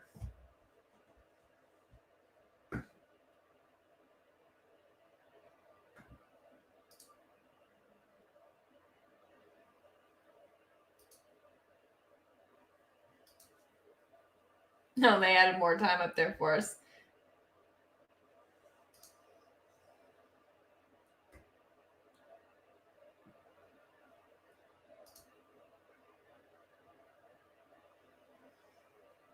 This is so true. Welcome to the Thunderdome, bitch. 100%. 100%. Shit, I'm secondhand nervous for her. I'm hoping that this is going to be calm and calculated. And these dumbasses gave them 10 days to prepare for it, so I have a feeling it will be.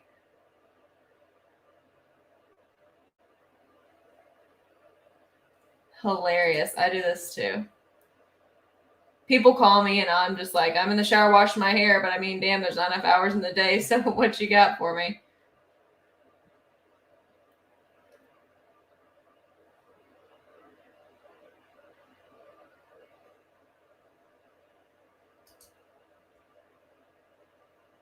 You ain't lying. You ain't lying. Mm-mm. Not lying one bit.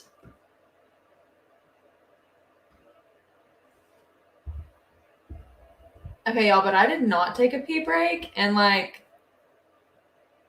now I'm nervous and kind of gotta go. Shit, BRB. BRB, because I cannot miss this.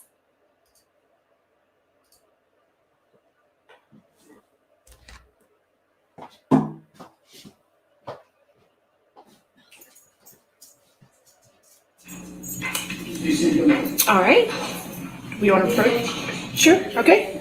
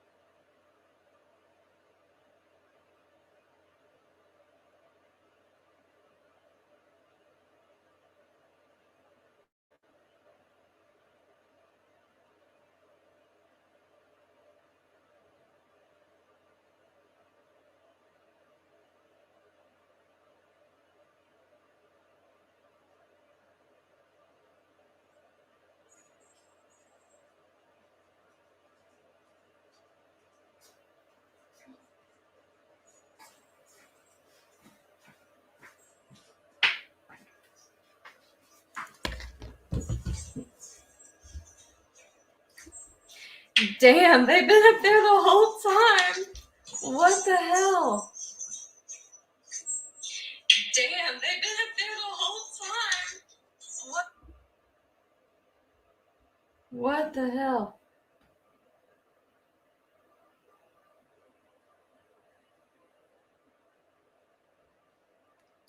They're having a sidebar.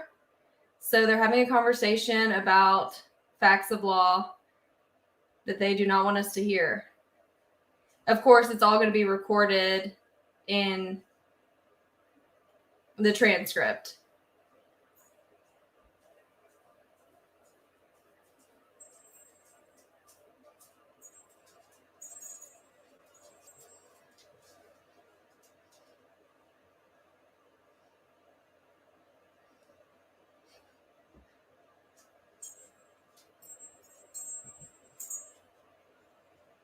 What the hell?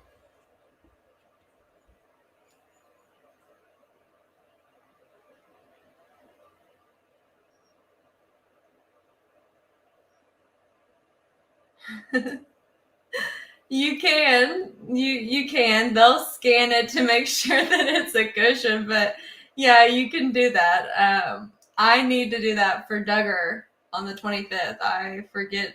But yeah, and I tell you what, sometimes they have overflow rooms, which aren't actually in the courtroom, but they're an overflow room with just seats, and they funnel the audio into that room. Now, you don't get to see all the people and the reactions and stuff, but I will say this about the overflow room. If you ever end up in an overflow room, you can stretch out on the floor, you can eat some snacks, drink. It's less stressful in the overflow room, for sure.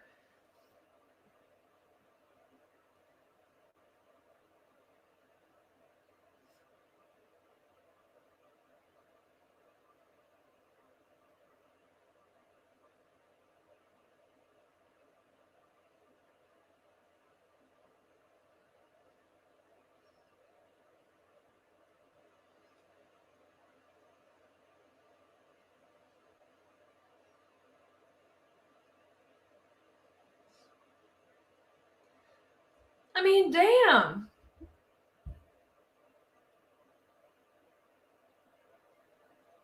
I was really tripping over myself to get to the other side of the house to pee, wash my hands, and come back. I had plenty of time.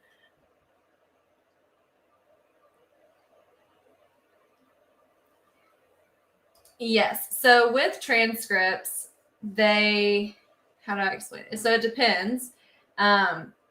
You have to pay for a transcript, right? But if the team request a transcript, then they'll order a transcript, then you'll get it. But there's a case that I wanted the transcript for, even though I took notes and handwrote a transcript for the entire trial. And no, it's not Duggar, but I do this every time I attend one.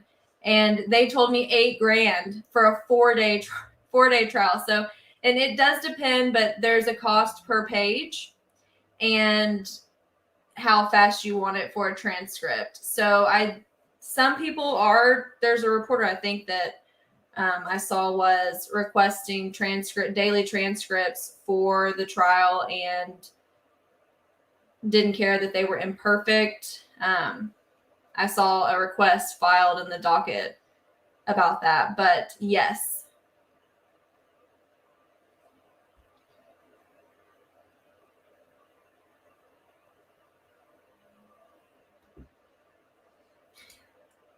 We could. It is very expensive, but we could. I mean, like I said, it was a 4-day state's criminal trial that I wanted the transcript for, and they quoted me $8,000. So it's expensive. Now, again, so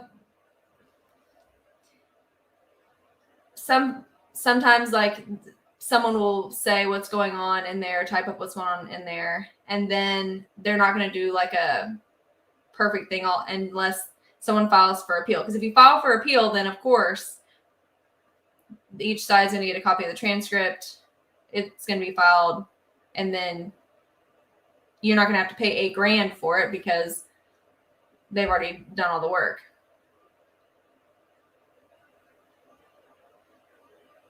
This is one hell of a sidebar over here. Like, can we get a full view? I'm trying to see what all's going on.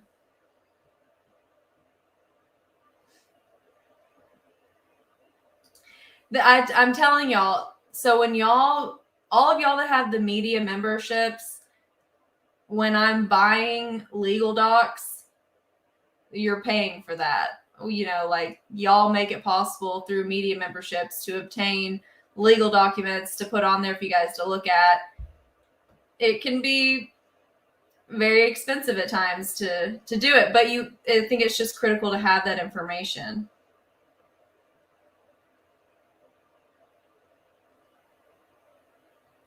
Me too. I want to see how mad she is because they are having one hell of a sidebar over there.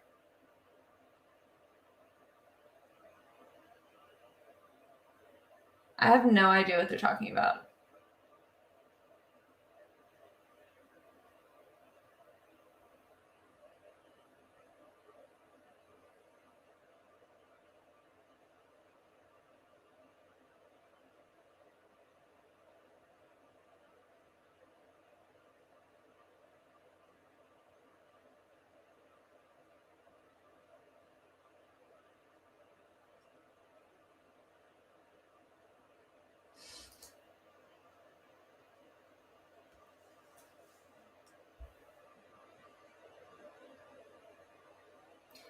I seriously doubt she catches a perjury charge, y'all. That doesn't happen very often.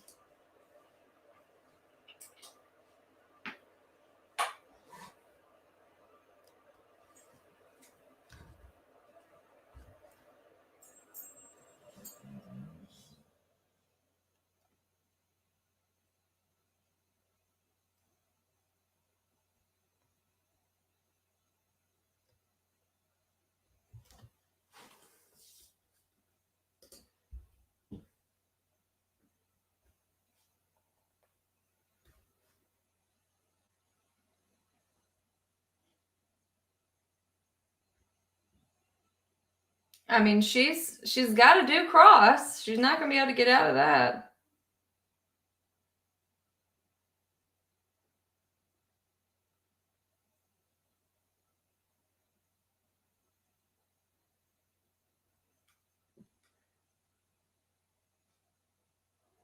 Did they bring the jury in while I was on a bathroom break?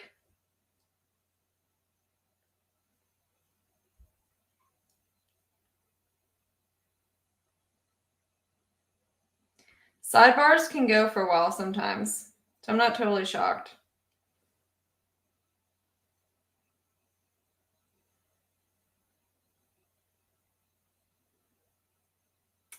Okay, so I see I need to add some of y'all to the media files. Let's see.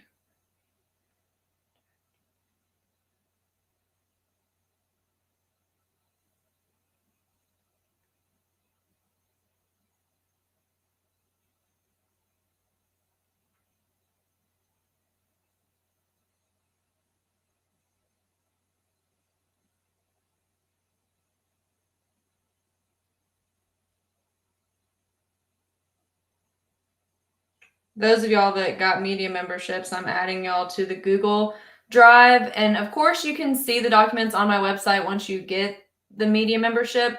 But I know a lot of y'all view on your phone, and it's a lot easier if you download Google Drive app, because I add y'all to the Google Drive app, and it's just a lot easier to see all those documents that way. So I'm adding some of y'all that got media memberships earlier in the day to the Google Drive app now.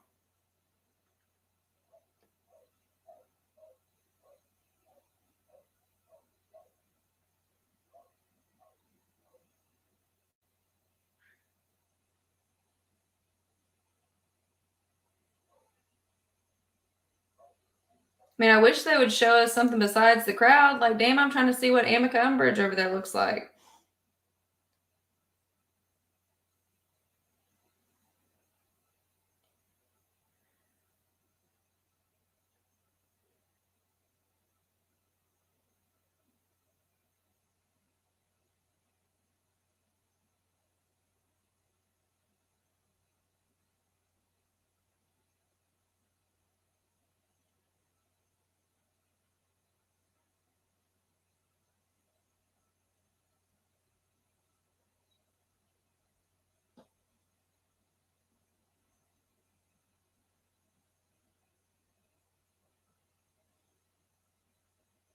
Okay, those of y'all that got media memberships earlier today, I just added y'all to the Google Drive.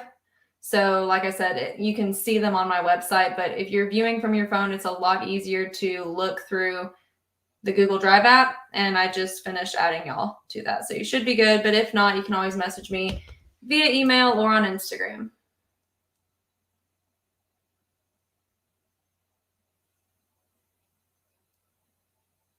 Sidebars can take a minute, for sure.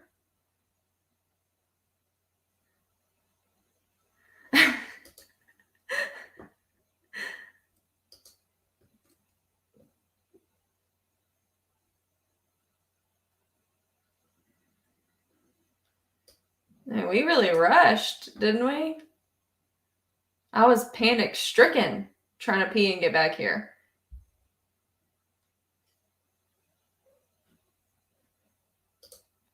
Damn.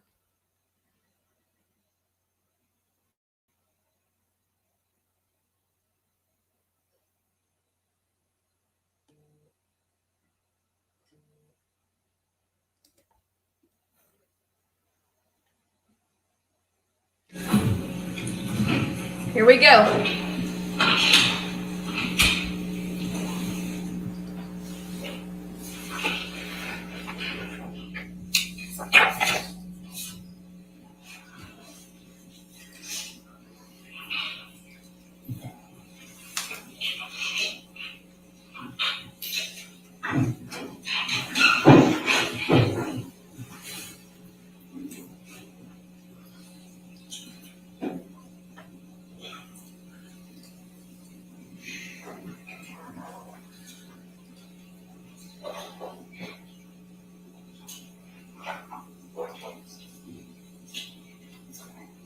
All right, thank you.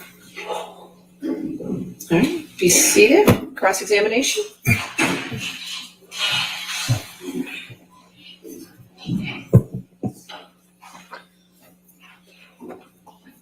Let's go. Good afternoon, Ms. Heard. Good afternoon. Mr. Depp hasn't looked at you once this entire trial, has he? Not that I've noticed, no. Oh, shit. You've looked at him, though, many times, haven't you? Oh, shit. Yes, I have. You know exactly why Mr. Depp won't look back at you, don't you? Oh, shit. I do. Oh, shit. He promised you you would never see his eyes again. Isn't that true? I don't recall if he said that. Oh, my God. One of the last times you ever saw Mr. Depp was when you met him in San Francisco in July 2016, right? That was the second to last time I saw him, yes. And this was after you had publicly accused him of domestic violence. I got my restraining order before that, yes. Mhm. And this is after you had obtained the domestic violence restraining order against him. That's correct. Let's please play Plaintiff Exhibit 1229.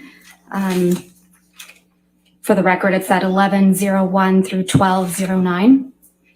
I'm going to ask that it be admitted into evidence. Any objection to 1229? Yes. All right, 1229, you want to enter it in its entirety? Yes, please. Okay, 1229 entered in its entirety. You're going to play your fiction.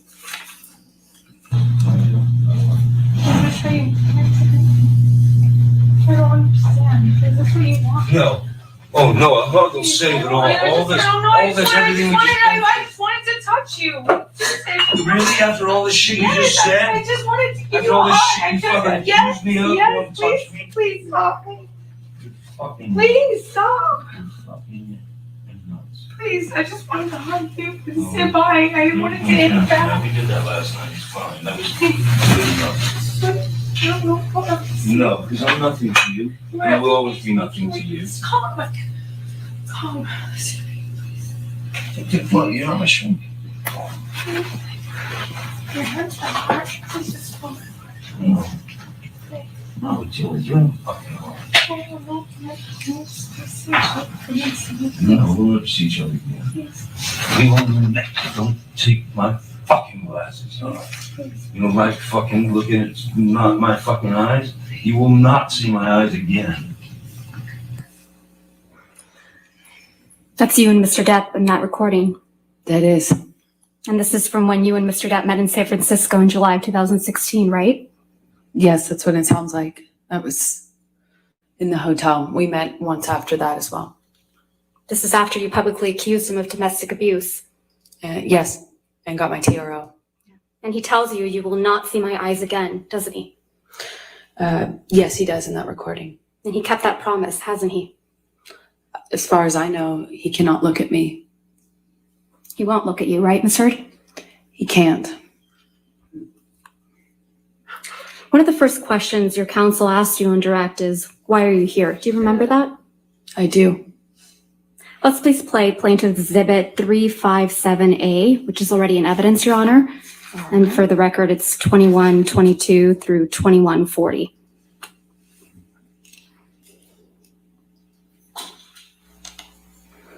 Right, and see what the jury and judge think. Tell the world, Johnny. Tell them, Johnny Depp. Johnny Depp, man, I'm a victim too of domestic violence, and Yes. it's a fair fight. And see how many people believe or side with you. That's your voice on that recording, right? Yes, it is. And you were speaking with Mr. Depp. Yes. And you said to Mr. Depp, quote, you can please tell people that it was a fair fight and see what the jury and the judge think. Tell the world, Johnny. Tell them, Johnny Depp, Johnny Depp, a man, a victim too of domestic violence, end quote. That's what you said, right? I was saying it to the man who beat me up, yes. I thought it was preposterous. And the man you beat up numerous times. Right, Ms. Heard? I could never hurt Johnny. You're here in this courtroom because Mr. Depp finally told the world that he is a victim of domestic violence. I know that he is suing me and has sued other people or corporations that have said that as well. You didn't think he would tell the world he was a victim of domestic violence, did you? I found it hard to believe that he could or that he would do that, considering the relationship he and I had. I thought it would be crazy for him to do so, knowing what I know we lived through. Oh, shit. Or, as you said to him in that recording, who was going to believe that Johnny Depp, a man, is a victim of domestic violence, right? Oh, shit. With all due respect, I wasn't saying it because he's a man. I was saying it because he's a man who beat me up for 5 years. Mr. Depp is your victim, isn't he? No, ma'am. And once he left you, you continued to abuse him publicly by calling him an abuser, didn't you? He is an abuser, and you can look either of us up online and figure out who's being abused online. Bitch, yes, we can. Let's look at some of that. And we did. Mr. Depp wears rings on every finger, doesn't he, Ms. Heard? Oh, shit. That's my experience, yes. And they're not delicate rings, are they? No, they are not. Every one of his fingers is adorned, your words, big, chunky rings. Isn't that right? That's my experience of him. And Mr. Depp is always wearing rings, right, Ms. Heard? That's my experience of him. And you've never known him not to wear these rings. That's my experience, is he normally wore rings, yes. So Mr. Depp was wearing these big, chunky rings on every finger, every incident of abuse you've described to this jury, right? I can't say for certain it was in every single incident. But you've never known him not to wear rings, right? In general, my experience with Johnny is that he wears rings almost all the time.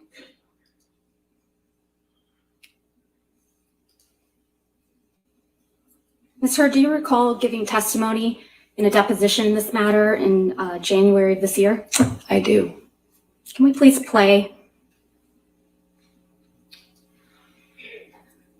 from your deposition, day 2, 512, page 512, lines 11 through 15?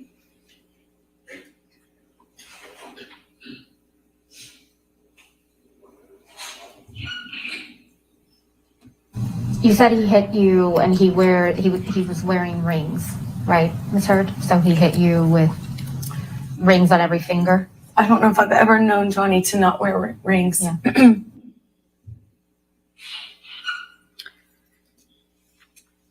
Ms. Heard, you testified to an incident in March of 2013 where Mr. Depp hit you in the face multiple times. Do you recall that? That's correct. And you testified, quote, you don't know how many times he hit you in the face. That's correct. So Mr. Depp hit you in the face multiple times while he was wearing rings on this occasion, correct?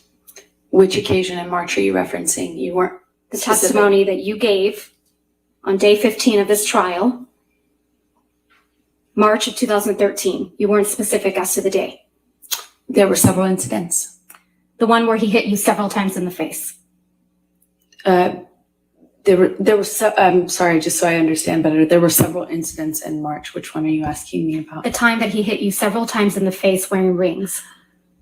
Well, he pretty much March of always, 2013. right. What are you asking me? I'm sorry.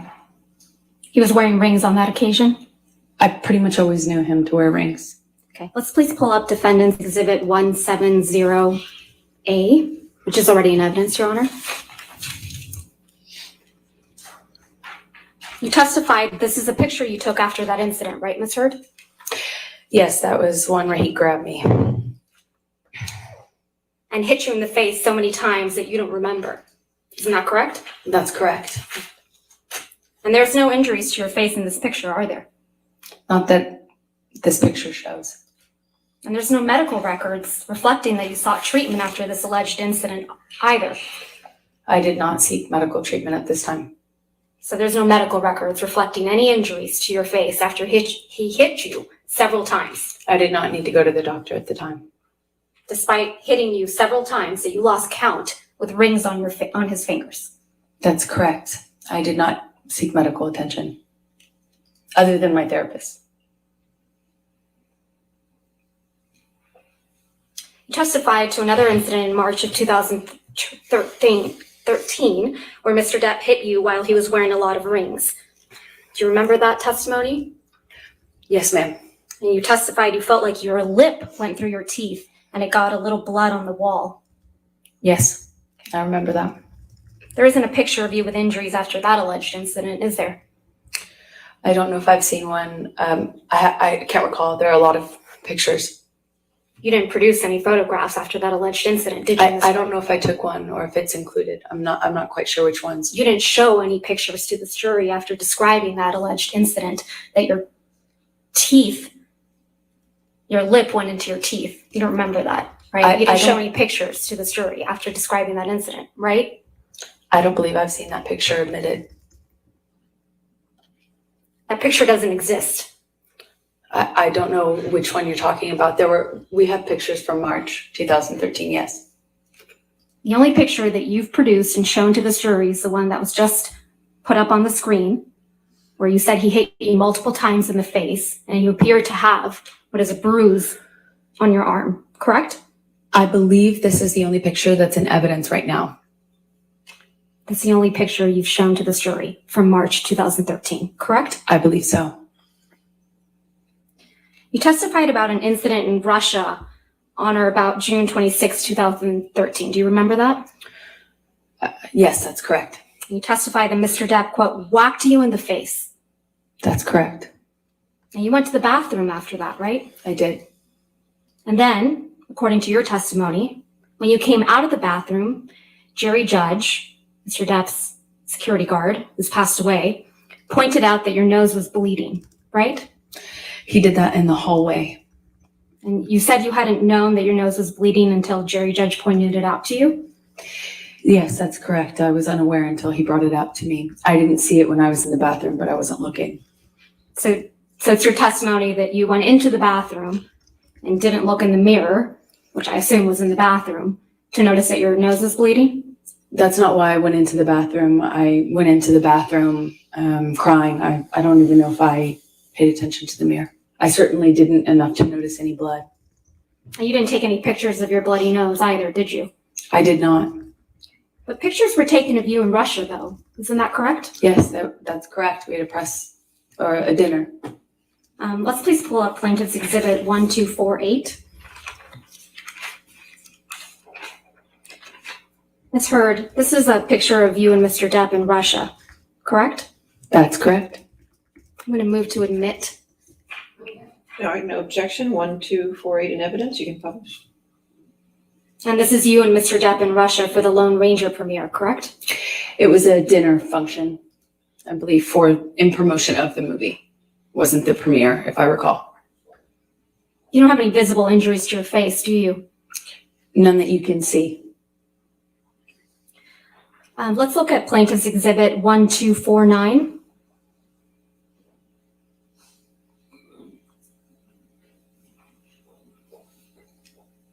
This is a picture of you, isn't it right? That's correct.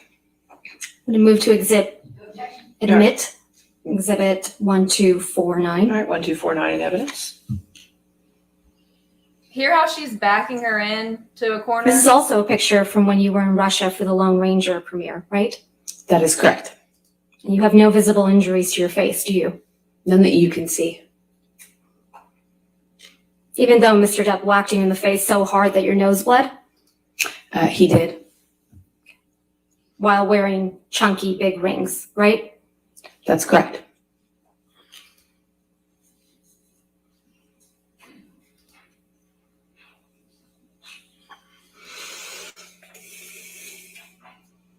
You also testified that Mr. Depp, again, whacked you in the face after the Met Gala in May of 2014, right?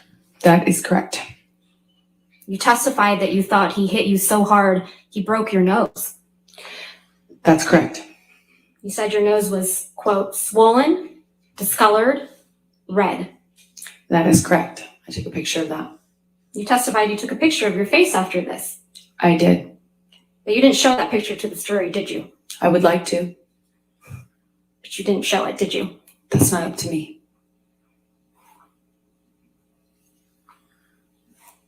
I understand you were under an obligation to produce all photographs after any alleged incidents of violence, right, Ms. Heard? I produced everything.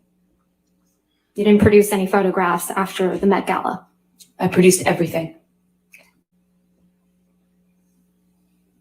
You also understand that you're under an obligation to produce all medical records reflecting any injuries you allegedly sustained from Mr. Depp, correct? That's correct. And you haven't produced any pictures or any medical records reflecting a broken nose after the Met Gala in May of 2014, have you?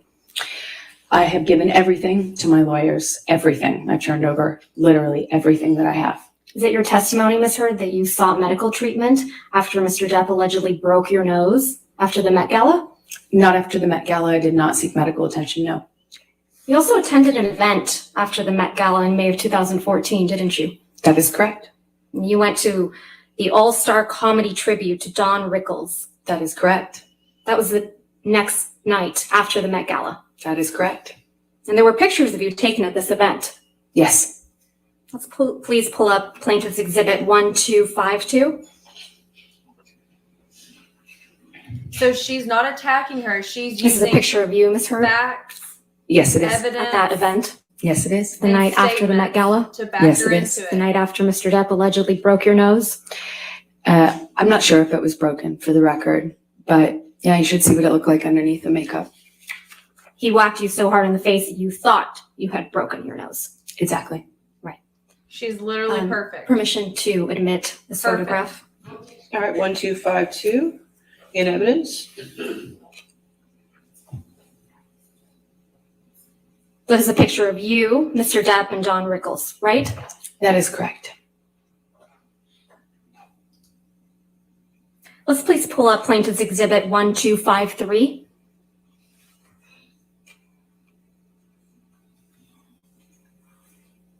This is another picture from that evening, right, Ms. Heard? Yes, it is. Permission to admit Exhibit 1253 and publish it. She's doing perfect. All right, so moved. 1253 in evidence. She's not attacking her. She's letting her This is a attack her picture own of you and story. Mr. Depp at the event the night after Mr. Depp allegedly whacked you in the face so hard you thought he had broken your nose. He did whack me in the face, and I did think it broke my nose. And this is you the night after. Yes, it is.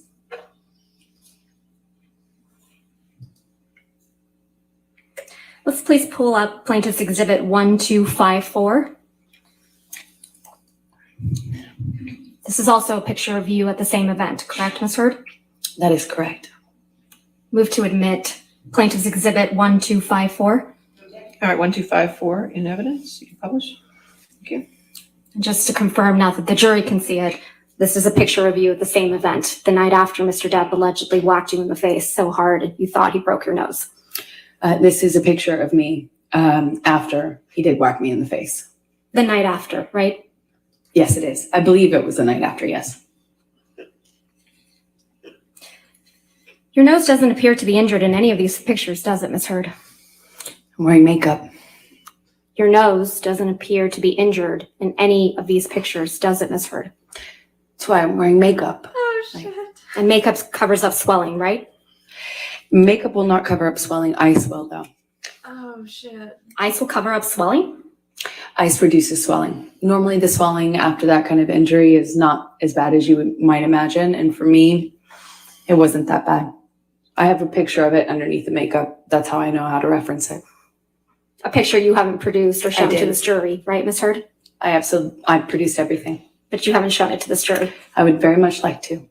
It's not my job. Man. Your Honor, may we approach? Yes, that's fine. Okay, so she came in very strong with the, you notice he's not looked at you in the eyes, right? 2 reasons. One reason is because a lot of y'all on social media have made comments about why he's not looking at her. And I told y'all, and we talked about this last week, that it could be taken as him trying to intimidate her by looking at her. There's different ways that could be taken. And so things are very strategic. So she brings up him not looking at her, which has been heavily discussed online, but she has audio recording to back it up, which was perfect. And if you notice, her tone is in check. She is asking questions very sternly, but she's not attacking her. She is using on the record quotes and statements. She's got visual evidence, and she is using those things to allow Amber to back herself into a corner and get caught in lies or flaws or discrepancies in her story. So she's coming in perfectly. She's not attacking her. She's in check. She's doing a fantastic job.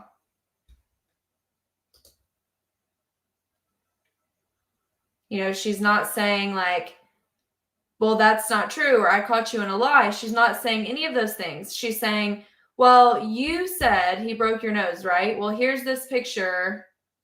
That's not showing that. Did you seek medical treatment for that? So that's basically saying you're fucking lying without saying you're fucking lying. And that's exactly what she should do. This is also great. Now, as of the 22nd, as me and Clint talked about yesterday, they had not fully handed over everything. Now, I don't know what they've done to this point, but they had to have it done by November, and they were still handing things over on March 22nd. And of course, the files were corrupt, and so they couldn't verify any of the EXIF data.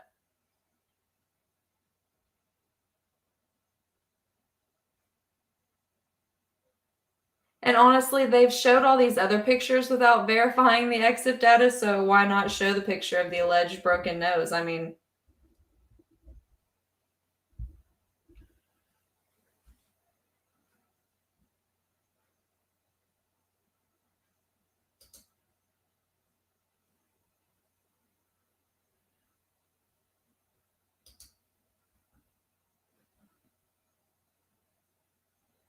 she came in hot but not hateful. I mean, this is very strategic.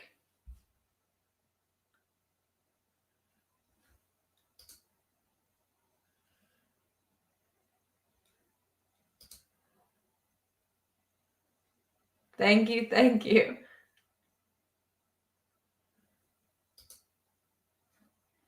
And also the first statement is an emotional ploy too, because there's actual audio of him saying that he's not going to look at her anymore. And though, yeah, strategically don't do it, plays in perfectly.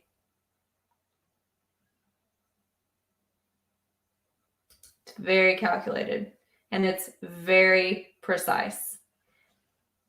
She has only used and she has stuck with facts, documents, and pictures. I mean, she is doing a mighty fine job.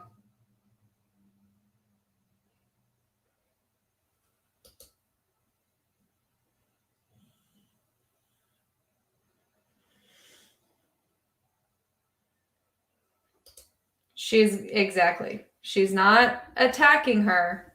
She's going to let her attack herself, let her back herself into an issue.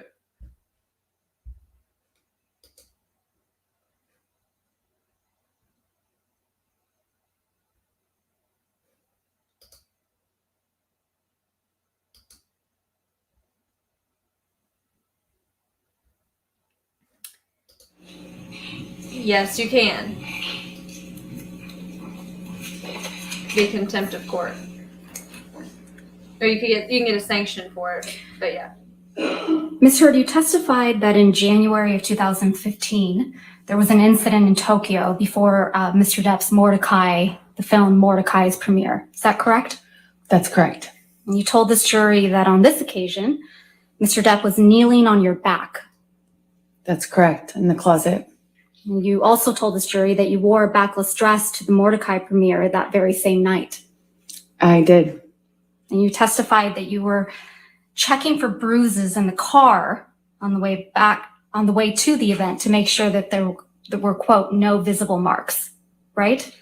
I was checking on my phone after the event to make sure that you couldn't see anything. Your testimony was that you were checking in the car on the way to the event to make sure that there were no marks on your back. Perhaps I misspoke or I misunderstood. It was on the way back from it was after I was concerned. Concerned that there would be marks in any photographs since we were being photographed at Johnny's press event. And you didn't show this jury a picture of you in that backless dress, though, did you? I don't know what you mean. I'm sorry. You didn't show this jury a picture of you at the Mordecai premiere wearing a backless dress, did you? I haven't had the opportunity to. Okay. I assume you have it? I do. Let's please pull up Plaintiff's Exhibit 1256.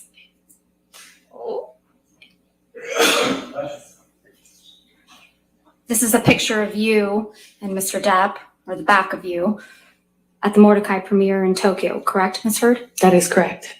Your Honor, I move to admit and publish this picture. All right, 1256 in evidence.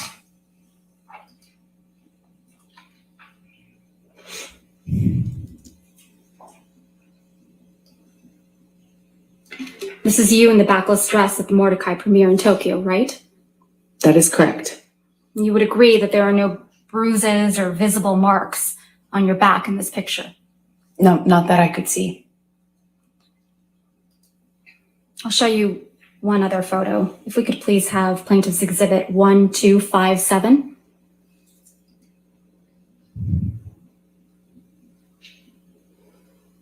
This is a front angle picture of you and Mr. Depp at that premiere, correct? That is correct.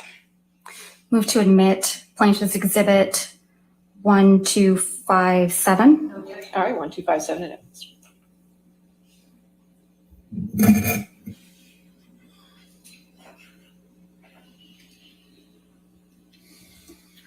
I'll show you one more picture. Plaintiff's Exhibit 1258.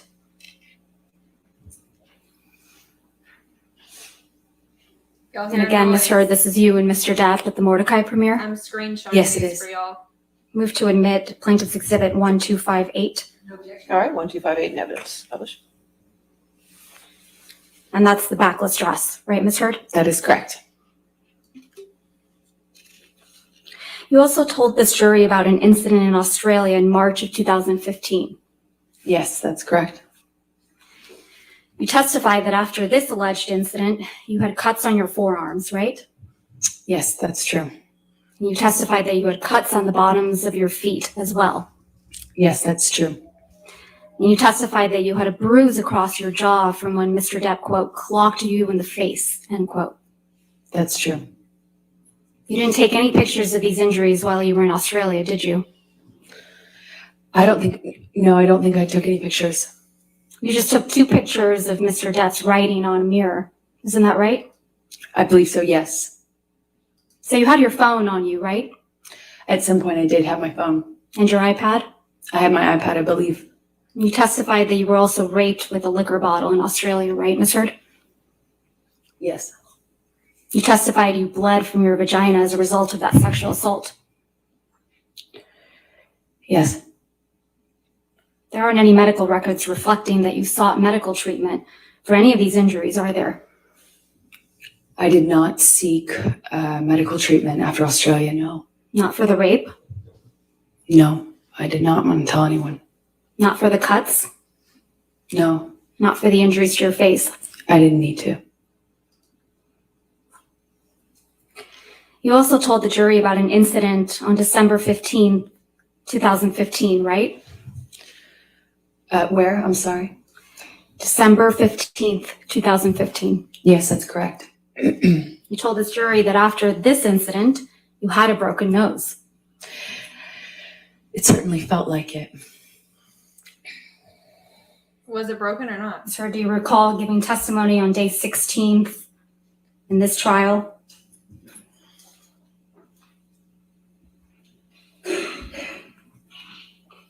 You were Yes, under I do. oath, right? Yes. You have a transcript for the jury? Or, excuse me, for the-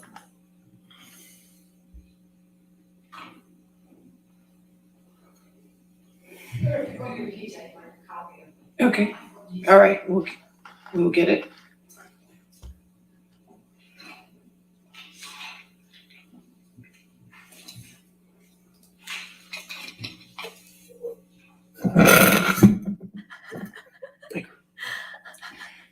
I literally got off camera to take a sip of my drink out of fear of that exact thing happening. Lord bless.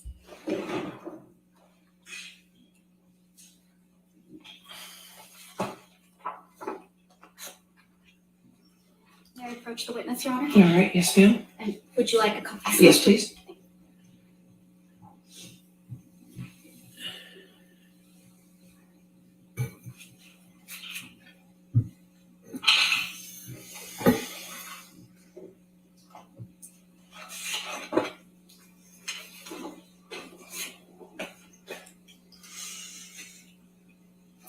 If I can please direct your attention, Ms. Heard, to page of day 16, 4593, the jury trials transcript.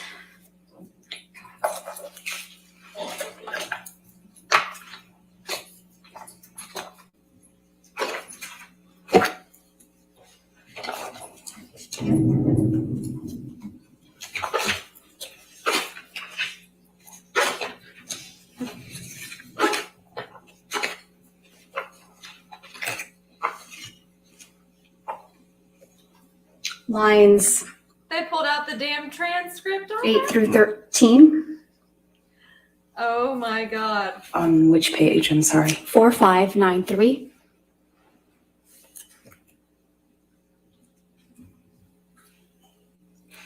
Yes. Starting on line 8.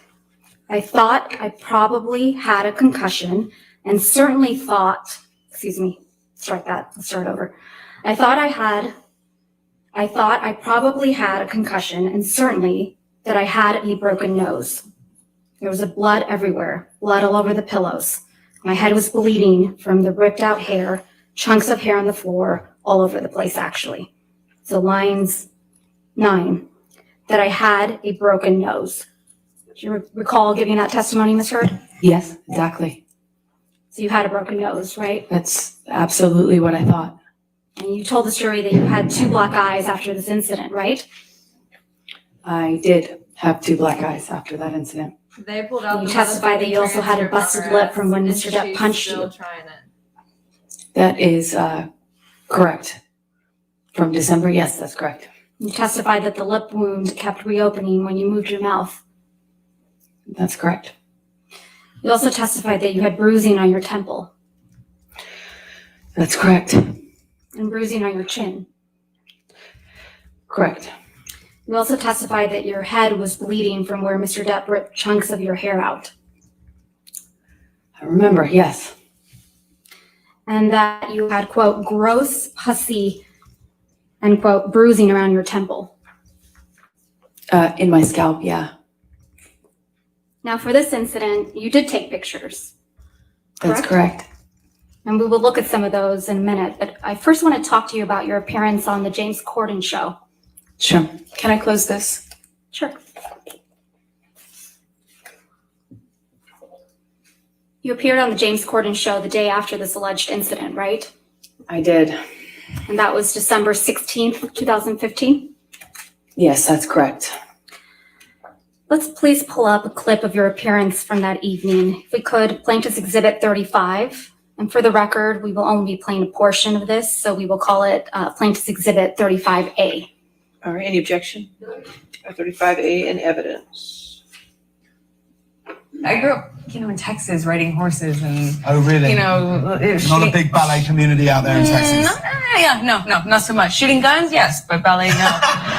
So I wanted to train for it, and there were some ballet sequences that we wanted to have the option to incorporate into the movie. So I trained forever, and I have 2 left feet. I'm the most klutzy person in the world, and I have no, grace? Right. So I Your Honor, I'm so knew I had to sorry, train. but it's not published to the jury. We may have it please published. Okay, thank you. Apologies. If we can please start that over. Start it over, I'm sorry. Thank you, Your Honor. I grew up, in Texas riding horses and, Oh, really? Not Not a big ballet community out there in Texas. No, not so much. Shooting guns, yes, but ballet, no. So I wanted to train for it, and there were some ballet sequences that we wanted to have the option to incorporate into the movie. So I trained forever, and I have 2 left feet. I'm the most klutzy person in the world, and I have no, grace? Right. So I knew I had to train for it. And what they don't tell you, I crammed about 3 months of solid training in, and I'm kind of like working my way up from the floor and learning the technical aspect of ballet. And I've got these dances down technically perfectly. I'm learning all of the movements, but the last thing we get to are the hands. And I haven't yet got to that point, but everything else is working. I'm acting it up on my face, and I'm selling the ballet. And I think I'm doing really good at this point, kind of nailing it. And so I send videos and images to my friends to like get encouragement and look for their support. And everyone shoots back, what's with the claw hand? And I look and I realize like all that stress and fear of performing and doing this thing had just kind of like funneled out through the one thing that I hadn't yet like What were your hands doing? So I'd be doing this amazing, I'd be doing like a jump with a back bend, and you can see this like graceful falling, and my hands are like, and my face though is like, I've got that you saw in the clip, like this beautiful 1920s, stage makeup on, and like flower crowns and all this stuff. And then my hand and my face, and then my hands. BLC player. That was you on the James Corden show on December 16th, 2015, right, Ms. Heard? That was. Let's please pull up Plaintiff's Exhibit 98. Camille is not fucking around, y'all. She is gonna use the fucking transcript. These are pictures of you on the James Corden show on December Pictures 16th, and 2015, videos. right, Ms. Heard? To do her in. They look like freeze frames, like screen grabs. Stills. They're not like it's not like a photo shoot, it doesn't seem. But on the James Corden show, correct? From that appearance, yes. Move to admit and publish Plaintiff's Exhibit 98. All right, Ms. Bergman, you could move the microphone and turn it on for you, so Judy and I are having trouble hearing you. Sorry about that. All right, thank you. All right, 98 in evidence. Thank you. She is absolutely not fucking. Yeah, That's a photo of you opening your mouth on the right, 100%. right? That's correct. And again, a larger view of the same photo on the bottom That's correct. with a split lip. You've seen pictures of it without makeup. So you had a split lip when you I were sure moving did. your mouth that way I sure did. in those photographs. Absolutely. Okay.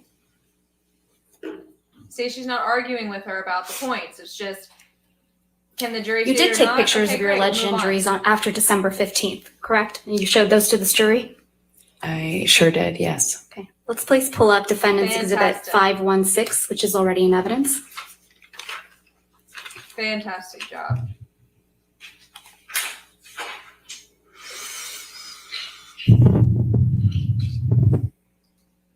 She's not going to You testified that this is a picture of you after the end. incident on December 15th, 2015, right? Exactly as she should. It was. And if we could also please pull up Defendants Exhibit 517, which is also in evidence.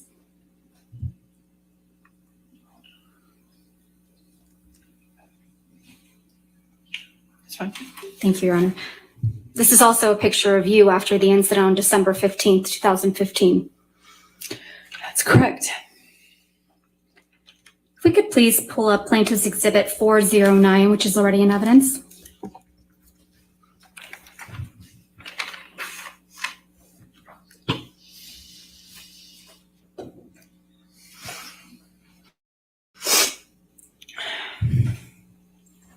Let me screen grab this for y'all. These pictures ended up in People magazine in June of 2016. Isn't that right, Ms. Hurd? That's correct. You gave these pictures to People magazine after you publicly accused Mr. Depp of domestic abuse, didn't you? I didn't personally know. This was you protecting Mr. Depp after you got the restraining order against him, isn't it? No, this is him calling me a liar and me forcing to prove it, as I mentioned to you earlier. He didn't call you So a liar you did publicly. give these pictures to People magazine. No, I gave these pictures actually to my lawyers and my representatives at the time. So it's your testimony, Ms. Hurd, that your lawyers and representatives gave these pictures of their client to People magazine in the middle of a contentious divorce? I certainly did not personally give it, no. What? You also have a medical record from after the December 15th, 2015 Thank you. incident, don't you? A partial one, yes. You went to see Dr. Kipper's office a couple days later. That's right. He wasn't in the office. Can we please pull up Plaintiff's Exhibit 47, which is already in evidence?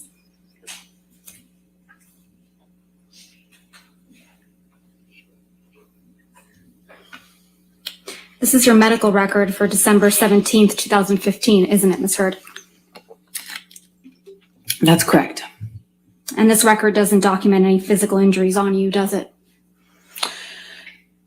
I don't think so, no. I don't think I spoke to Kipper. I didn't speak to Kipper that day. And But you I went to Dr. Kipper's office and were seen, correct? I went to Dr. Kipper's office for a concussion check. Right, okay. And this medical record is from that visit, correct? Partially, yes. Scroll down, please, if we could. Because it's so obvious. I mean, they're not going to beat a dead horse when they don't need to. The signature, Kipper, down below. This is the entirety of the medical record, right, Ms. Hurd? Yes, what I meant by partial is I didn't talk about what happened to me. I didn't get into my injuries. I didn't get into what happened or ask for anything other than should I get some sort of scan done. But this record doesn't document any physical injuries on you, does it? I'd have to read it in full, but I don't know. Well, let's do that. Yes, let's. We could please go, well, under skin on the second page, it reads intact, normal color, moisture, hair distribution, texture, turgor, no signs of, oh, this is going to be hard, cyanosis, mottling, jaundice. It also says I'm a well-nourished male. Right. I have no idea what that means. I think this medical record's missing a lot of things. Yeah. It doesn't document any physical injuries. Notice Doesn't seem to be Camille's not documenting pretending anything. to know things that she doesn't know. Like, I don't know how to say this word. I don't know. Probably you because know, there was nothing to document, right, Ms. Hurd? I disagree with you on that. You don't have any medical records reflecting that you broke your nose during your relationship with Mr. Depp, do you? I saw an ENT after my relationship ended. And you saw an ENT, it's your testimony under oath that you saw an ENT for broken noses that you sustained as a result of Mr. Depp? No, but the ENT told me I sustained Objection. multiple fractures. No, I'm going to move to strike. I'll sustain the objection. I'll move it to strike. Thank you. So again, just to try my question, there's no medical records reflecting that you broke your nose during your relationship with Mr. Depp, is there, Ms. Heard? I don't know what made it in evidence, but I do know that I documented that visit and that everything was given to my attorneys. Ms. Heard, you never went to see any doctor or surgeon to treat a broken nose during your relationship with Mr. Depp, yes or no? I never sought treatment for a broken nose while I was with She said John. yes or no. Or after you were with Mr. Depp as a result of any injuries you sustained as a result of Mr. Depp? Afterwards, yes, I did. And you didn't produce those medical records in this case. I would object, Your Honor. She did. I did. I don't know. They have not been produced, Your Yet Honor. they not All only right, if you would produced, give an approach. Look, Chew's laughing. He's like, you go up and have a good time. Go up there and have a good time with Camille. Again, she's not going to beat a dead horse. So she's not going to try to argue with her. That's not going to present well. So did you do this? Well, here's proof and proof of this, but you're not showing proof and proof of that. So again, there's this. Oh, that's not true? Okay. There's no point in arguing with her. You don't want to assume that the jury is stupid. It's very obvious. Let's just make our point. Again, she's only using the transcript, audio, video, and legal docs. So she is killing it.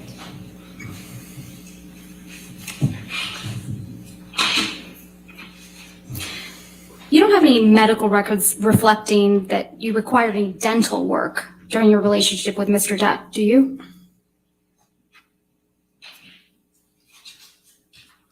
I don't know. I don't recall. You don't recall one way or another seeking dental care for any injuries you allegedly sustained? You asked me about if I had produced records or if I had records. That's a different question. Did you ever see a dentist or an oral surgeon as a result of any injuries you sustained with Mr. Depp? Not about any injury I had from Johnny, no. And you don't have any medical records reflecting that you required any reconstructive work during your relationship with Mr. Depp, do you? I never required reconstructive work, so there would be no records. What you do have, Ms. Heard, are pictures of Mr. Depp sleeping, though, right? The jury saw a lot of those. Yes. Ms. Heard, let's take a look at Defendants Exhibit 1090, which is already in evidence.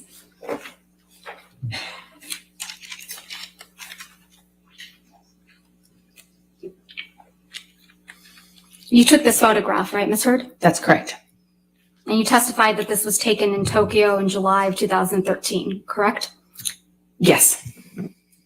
So you decided to take a picture of Mr. Depp asleep on the floor? He was passed out. That's a And yes. I took a picture of him because he wouldn't remember. He claimed he didn't pass out that way. And sometimes security would carry him like a baby into bed, get him changed, and he would be none the wiser. So I started taking pictures of it so that he knew that it was real, that it had gotten this bad. Let's take a look at Defendants Exhibit 1091, which is already in evidence. You took this picture as well. Yes. And this is a picture that was taken in the Bahamas, right? It's one of them, yes. And this is a picture of Mr. Depp taking a nap on his tropical island. I believe he was on the nod, but as he would say. Sleeping on the nod on his island. They're very different, in my opinion. And Okay. yes, he is on the island. On vacation. We were on vacation, yes. Let's also take a look at Defendants Exhibit 1092, which is also in evidence. You also took this picture, right, Ms. Heard? That's correct. I did. And this is another picture of Mr. Depp asleep in a chair. No, he was nodding off. Sleep is different. When you're nodding off, you're high on drugs. Didn't even feel the cigarette in his hand that had, been burning on his leg. It was cause for alarm for me, naturally, because I cared about him. It's your testimony under oath that Mr. Depp is holding a cigarette in this picture? He had been. Where it at though? You seem to really like taking pictures of Mr. Depp while he's sleeping, don't you? Oh shit. I hated it. I hated it. Let's look at Defendants Exhibit 1094, which is also in evidence. Right? You took this picture of Mr. Depp as well, didn't you? I did. Well, girl, you You could have decided to take a picture of Mr. Depp asleep with ice cream spilled all over him, right? He was nodding off, and I was worried about how bad the medications and the medication change and the drug use had gotten, where he wouldn't even feel ice cream or a lit cigarette on him, and it scared me. So you took Really. a picture of it. Yes, I wanted him to get help, and Johnny's surrounded by enablers who clean up after him. and Objection, protect Your him. Honor, I'm going to move to strike everything after yes, Absolutely. that she took this picture. It's still responsive, Your Honor. The question was, did you take this picture? Speculating. All right, I'll sustain the objection. Thank you, Your Honor. This isn't a very flattering picture of Mr. Depp, is it? No, it's not. You wouldn't agree that this is, or you would agree with me that this is an embarrassing scene, right? Yes, I think it's a part of getting help is looking at it, seeing it. But you sent this picture to one of your friends, didn't you? I don't recall. If we could please pull up Defendants Exhibit 252. I don't recall. That's her security blanket. We'll only be looking at the portion of this document. So if we could please call it Defendants Exhibit 252A. 252A. And for ease, we've gone ahead and redacted it. Yes, I was asking for support. That's correct. There's no question yet, Ms. Heard. So directing your attention, I'm going to move to admit Exhibit 252A. Any objection? Any objection, Ms. Fredero? Could you turn your microphone again? Sorry. Thank you. I need to see it first because I Okay. don't know what they redacted. 252. We redacted the identifiers and anything that's not misheard Up or down on text it. messages. Consistent with hearsay.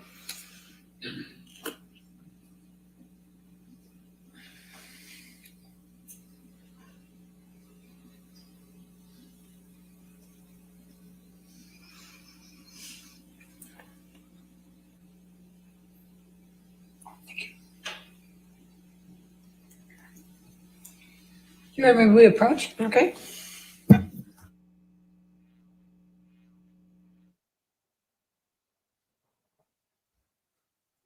I'm posting some of the stuff that y'all sent me on Instagram, so hang tight.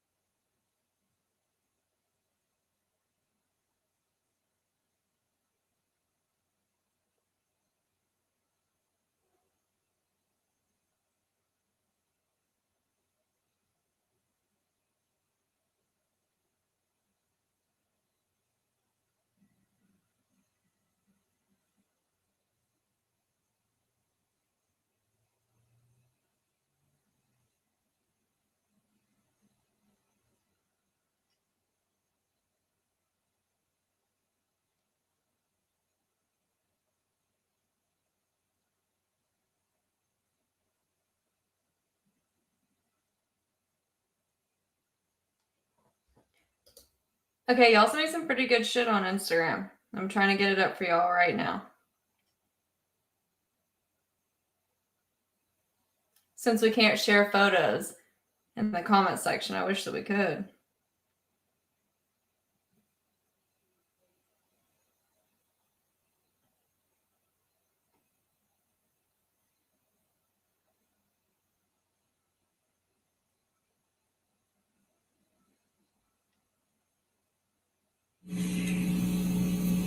Sir, does this refresh your recollection that you did in fact send this picture to your friend Rocky Pennington?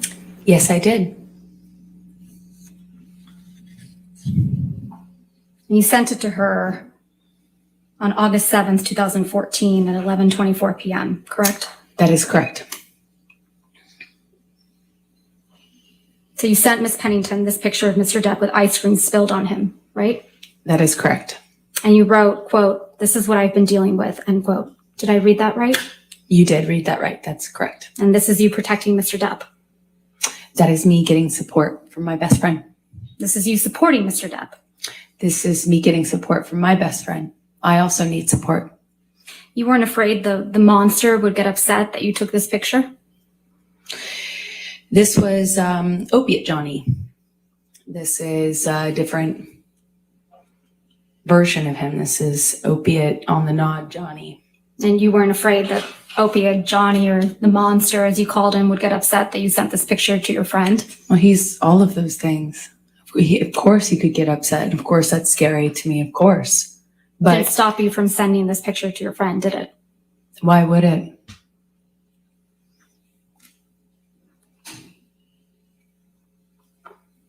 Mr. Depp's right hand is in his pocket, right, Miss Heard? In this Yes, picture? that's correct. You also showed this jury pictures of cocaine. Do you recall that? Yes, that's correct. So please take a look at one of those. If we could please pull up Defendants Exhibit 167A, which is already in evidence.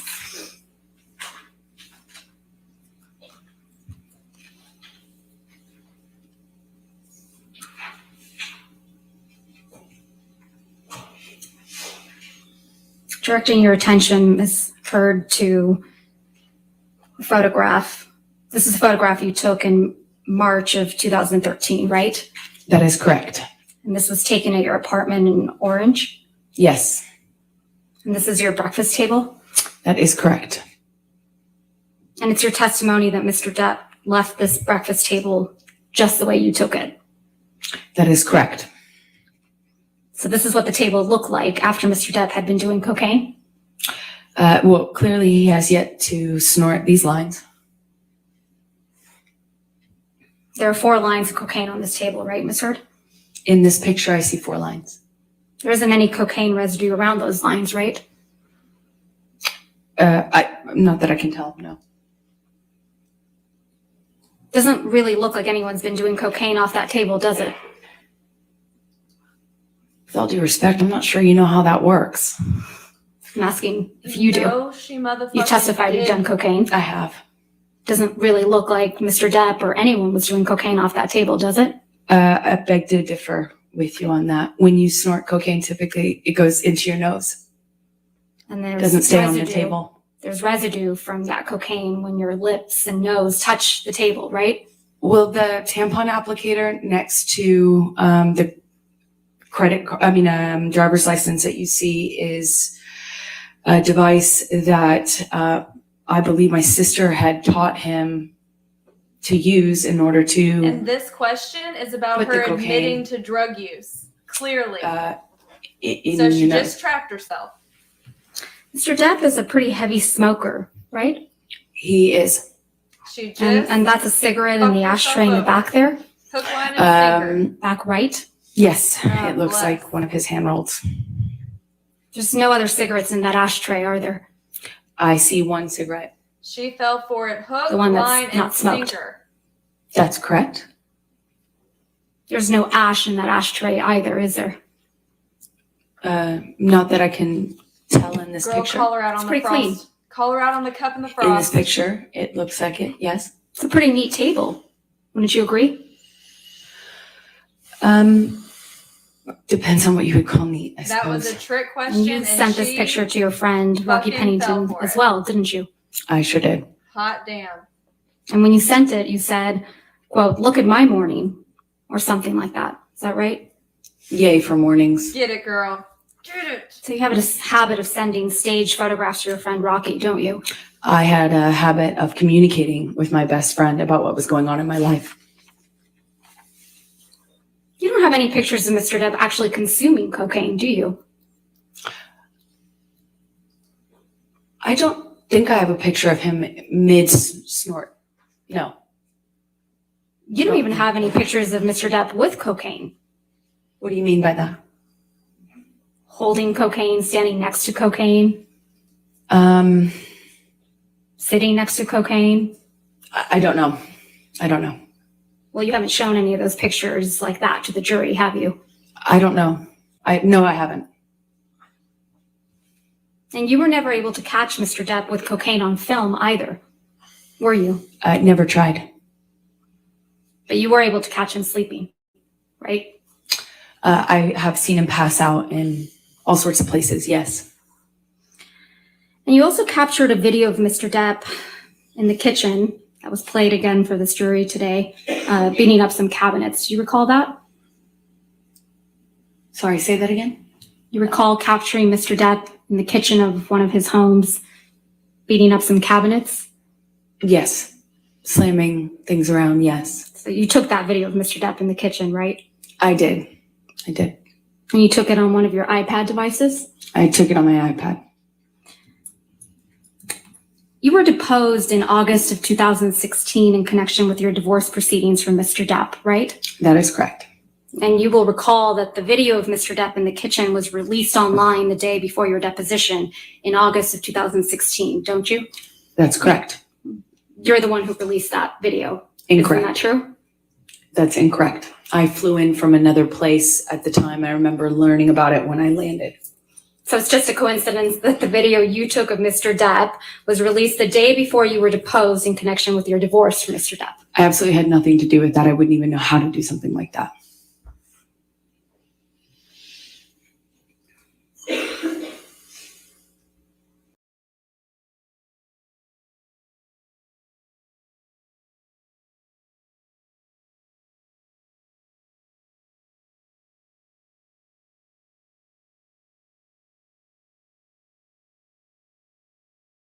$2.8 exactly. Your settlement amount was $7 million. That's correct. And then you released a statement in which you claimed you would be donating the entire $7 million to charity, right? That's correct. You stated you would be donating half of the $7 million to the ACLU, That's correct. and you would be donating the other half to Children's Hospital of Los Angeles. That is correct. And you also stated, with respect to the $7 million divorce settlement, that money played no role except for the extent that you could donate the money to charity. Yes, that's correct. If we could please pull up Plaintiff's Exhibit 1259.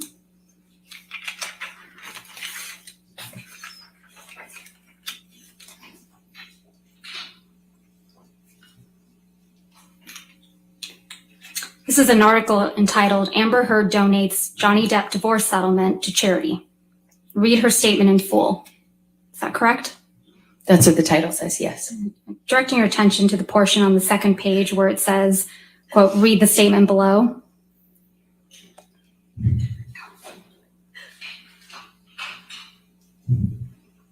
Is that the statement you released, Ms. Heard? That is correct. Your Honor, I move to admit the statement and the article as redacted. Objection, hearsay. It's her statement. This is not her statement. This is She just testified, Your Honor, that it's her statement. May I say the full? Everything else is redacted. Okay, then I have no objection. All right, 1259 in evidence as redacted. The statement reads, as described in the restraining order and divorce settlement, money played no role for me personally and never has, except to the extent that I could donate it to charity, and in doing so, hopefully help those less able to defend themselves. As reported in the media, the amount received in the divorce was $7 million, and $7 million is being donated. This is over and above any funds that I have given away in the past and will continue to give away in the future. Did I read that correctly?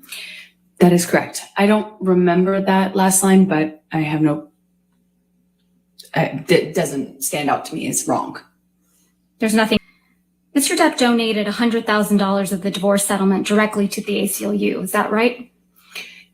Right at the beginning of the divorce settlement, he donated $100,000 to each charity on my behalf or towards my contribution.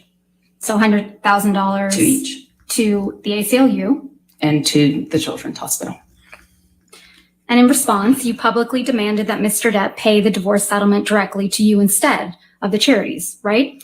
That was always the agreement, actually, is for him to pay me directly. It was not his money as per the settlement agreement to give away and reap a tax benefit from.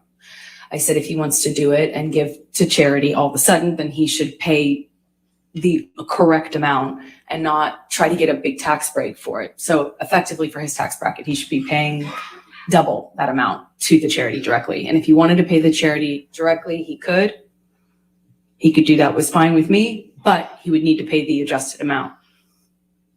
Ultimately, the rest of the $7 million divorce settlement was paid directly to you, right? Over time, yes. And Mr. Depp didn't end up paying the rest of the $7 million divorce settlement directly to the charities you identified. That is correct. He paid them installments to me. You stopped that from happening, didn't you? I don't understand what your question is. I'm sorry. You stopped Mr. Depp from paying the charities that you had named directly. That is incorrect. I said if you want to pay the charities directly, pay the adjusted amount, or pay as per our agreement in the settlement or in the divorce, as per our agreement. You also And he publicly chose to do the former, not the latter. I mean, the other way around. You also publicly stated that the $7 million divorce settlement should be paid to the charities immediately in full, right? If he wanted to pay it in the way that he was suggesting, yes. And you said publicly that the payments to the charities should not be drawn out over many years, right? I said that I don't recall the exact words that I used, but basically that he shouldn't use this as a novel interest in getting a tax break, that if he wanted to do that and not pay me the settlement, that was fine, but he would have to pay the adjusted amount and not make it, a commitment he would not fulfill or try to avoid in some other way. And that's because you wanted the entire world to think that you were donating every penny of the $7 million divorce settlement as soon as you received it from Mr. Depp. Isn't that right? No, I was going to be receiving it in installments, and I would be paying in installments the donations. In fact, you released a statement in response to Mr. Depp's $100,000 donations to the ACLU and CHLA, didn't you? I don't recall. Let's see if we can refresh your recollection. If we could please pull up Plaintiff's Exhibit 1260.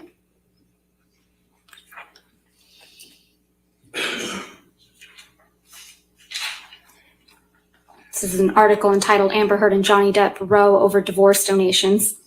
And if I could direct your attention to where it says, I believe it's on the second page, her spokeswoman responded in a statement. The language that follows the statement you released. Objection, hearsay, spokeswoman, it's not her. A spokesperson is an exception, Your Honor. Want to come forward?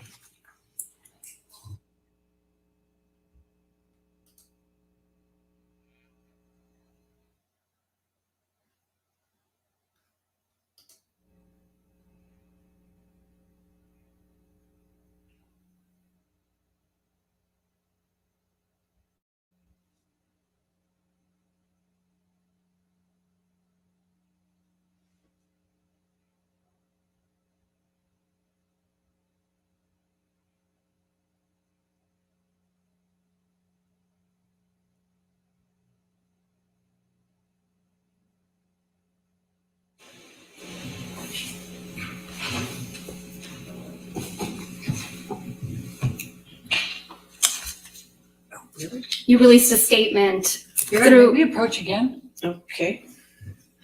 Okay.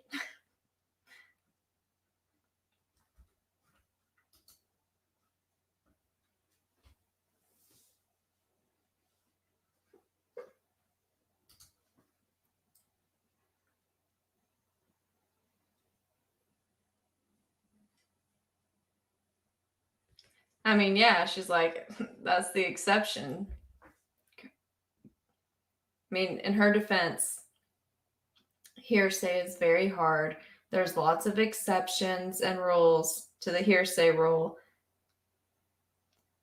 So I'll give her that. Before we ask the next question, I'll just hand you a copy of this one. I want to see it before you ask. That's what I said. Okay, that's exactly what I said. That's what I said. That's exactly what I said.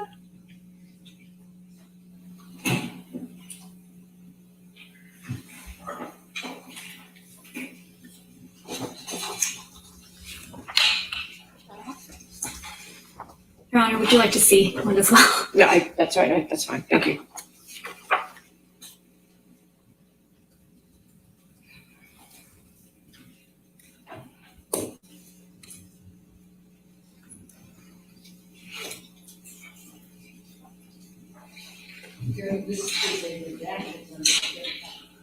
Could you please turn your microphone on? I'm sorry.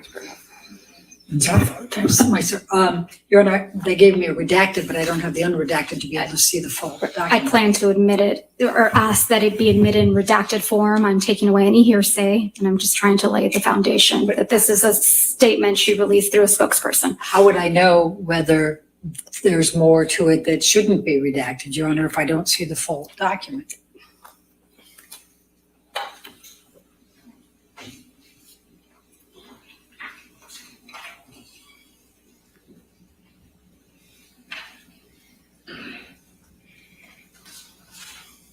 Your Honor, the witness can testify as to whether this is a full statement or not.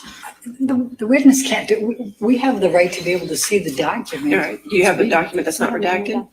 We can pull it up on our computers. Okay. Just give us a moment, Your Honor. All right.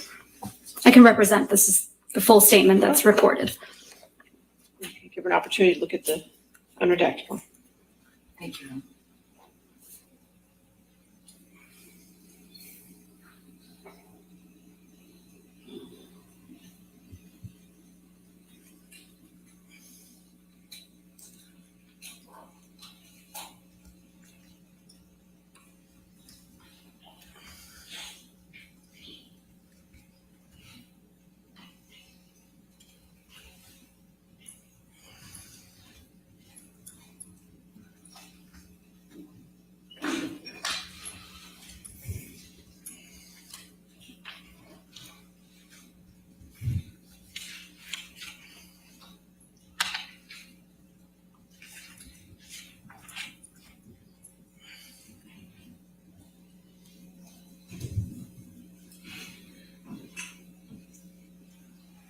Sorry, Ms. Barlow. May I approach? Yes.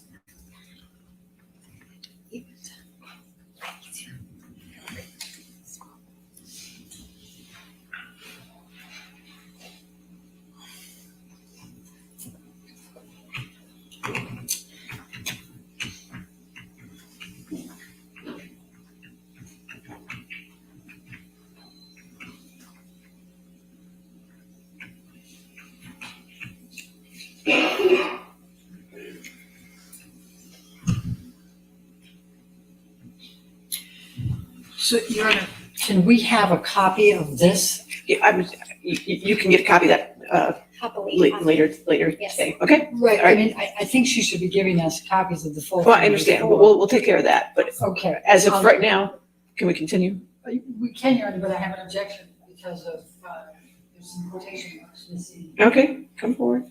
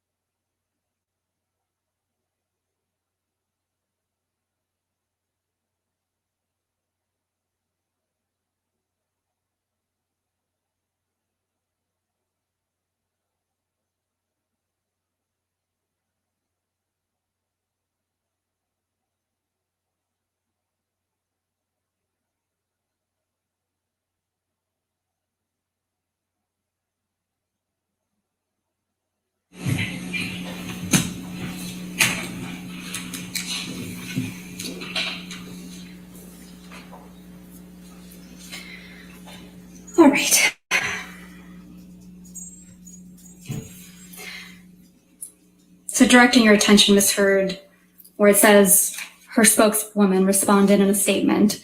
Your The Honor, language that follows. Your Honor, again, she can't read it. She has to show it The to language her. that follows. Right. If you want to lay a Is this- foundation to that, go ahead.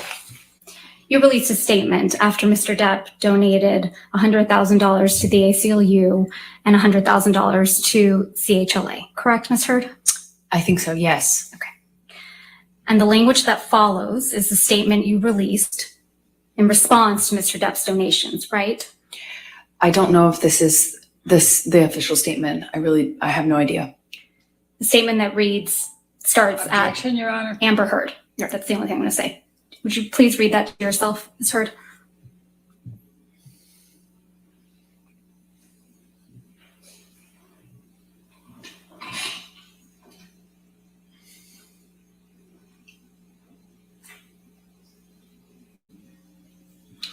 Yes. Did you read all the way to the very bottom where the last word is supported?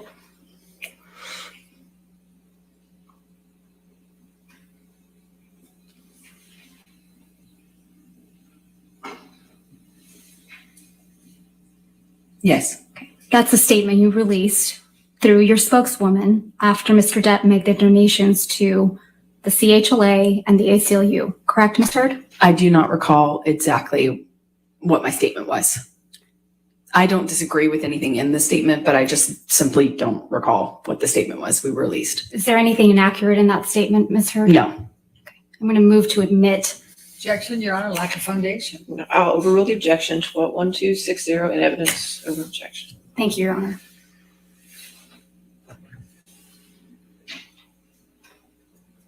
Statement reads, Amber Heard appreciates Johnny Depp's novel interest in supporting two of her favorite charities, the ACLU, American Civil Liberties Union for Domestic Violence, and the Children's Hospital of Los Angeles. This is great and unexpected news. And it continues. However, if Johnny wishes to change the settlement agreement, we must insist that he honor the full amount by donating $14 million to charity, which, after accounting for his tax deduction, is equal to his $7 million payment obligation to Amber. And it continues. We would also insist that the full amount be paid immediately and not drawn out over many years. Anything less would be a transparent attempt by Johnny's counsel, Laura Wasser and Patty Glazer, to reduce their client's true payment by half under the guise of newfound concern for charities that he has never previously supported, end quote.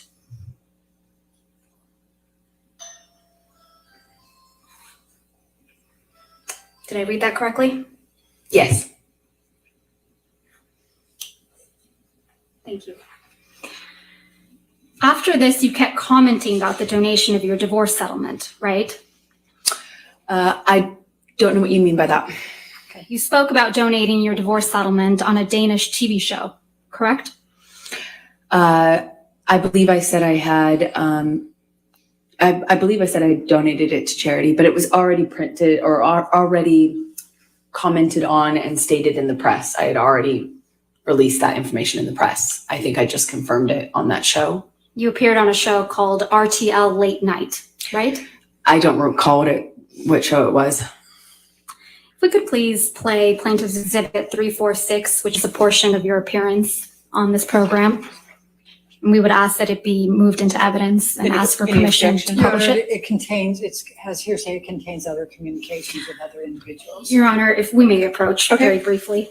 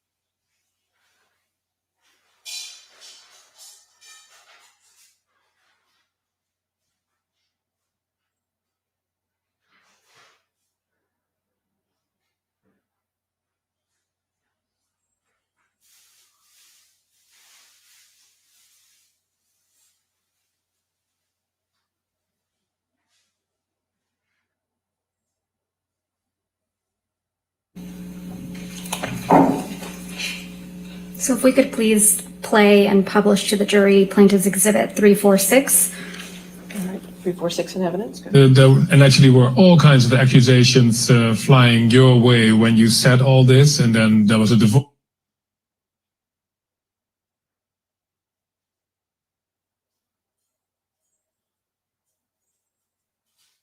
$7 million in total was donated to, I split it between the ACLU and Children's Hospital of Los Angeles. ACLU is a human rights organization. Sorry, ACLU is a prominent organization, nonprofit organization in the United States. It's called the American Civil Liberties Union, and they work on behalf of marginalized communities on the ground and in legislative reform. Right. And well, more power to you, because that's something that I've never heard I wanted of. nothing.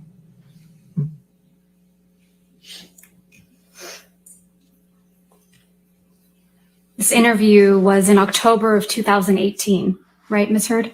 I don't recall when it was. It was in 2018, right, Ms. Heard? I don't remember when this was done. This was after you had received the full $7 million of your divorce settlement for Mr. Depp, wasn't it? Again, without knowing when it was recorded, I have no idea. The $7 million divorce settlement was paid to you in full by February of 2018, right? That's correct. Let's take a look at Defendants Exhibit 1458, which is already in evidence.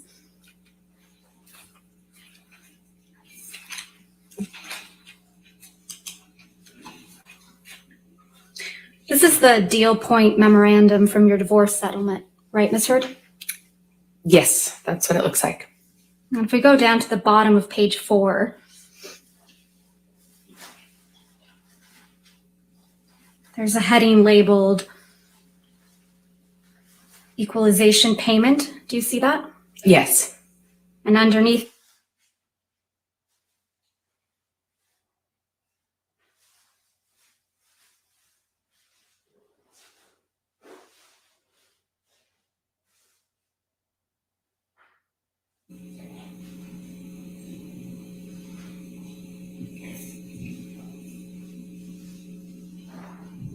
so the first payment is scheduled for August 31st, 2016, and that's $200,000, correct?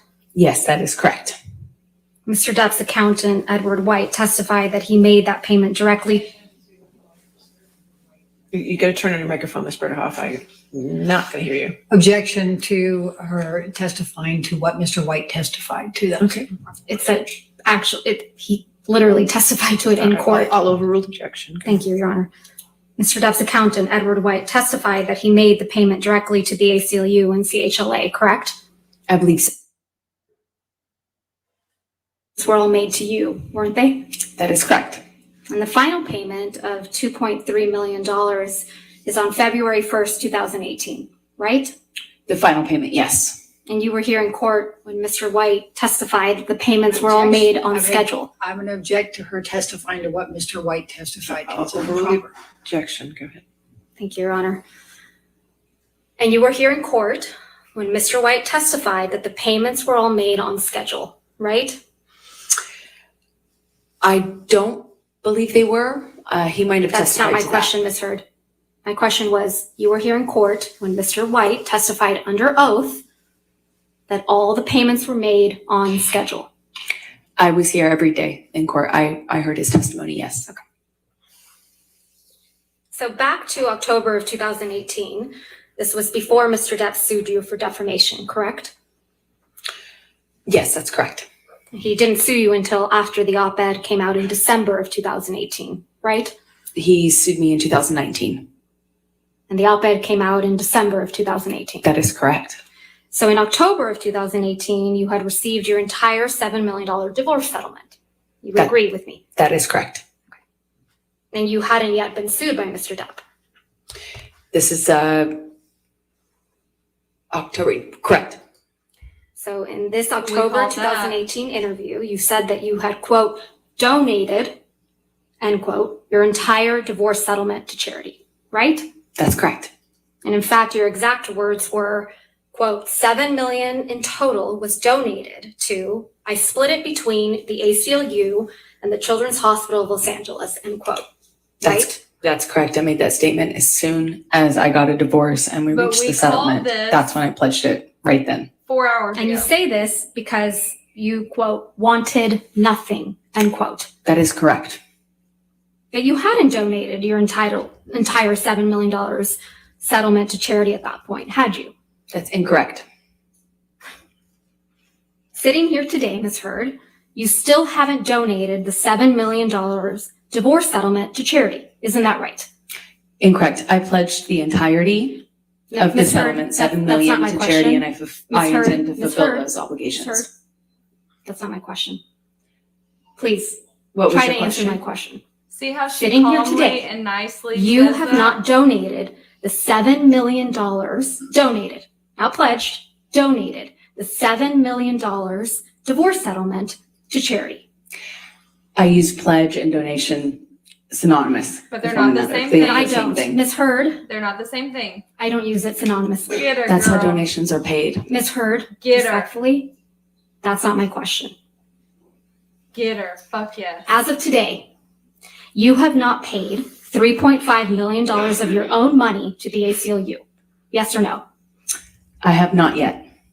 And as of today, you have not paid $3.5 million of your own money to the Children's Hospital of Los Angeles, correct? I have not yet. Johnny sued me. So as of today, you have not donated, paid $7 million of your divorce settlement to charity, right? I have not been able to fulfill those obligations yet.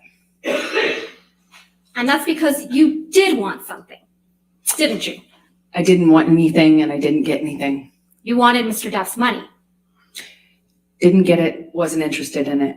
I You loved didn't Johnny, get that's why I it. was with him. You wanted praise for donating the money, right? That's incorrect. You wanted good press.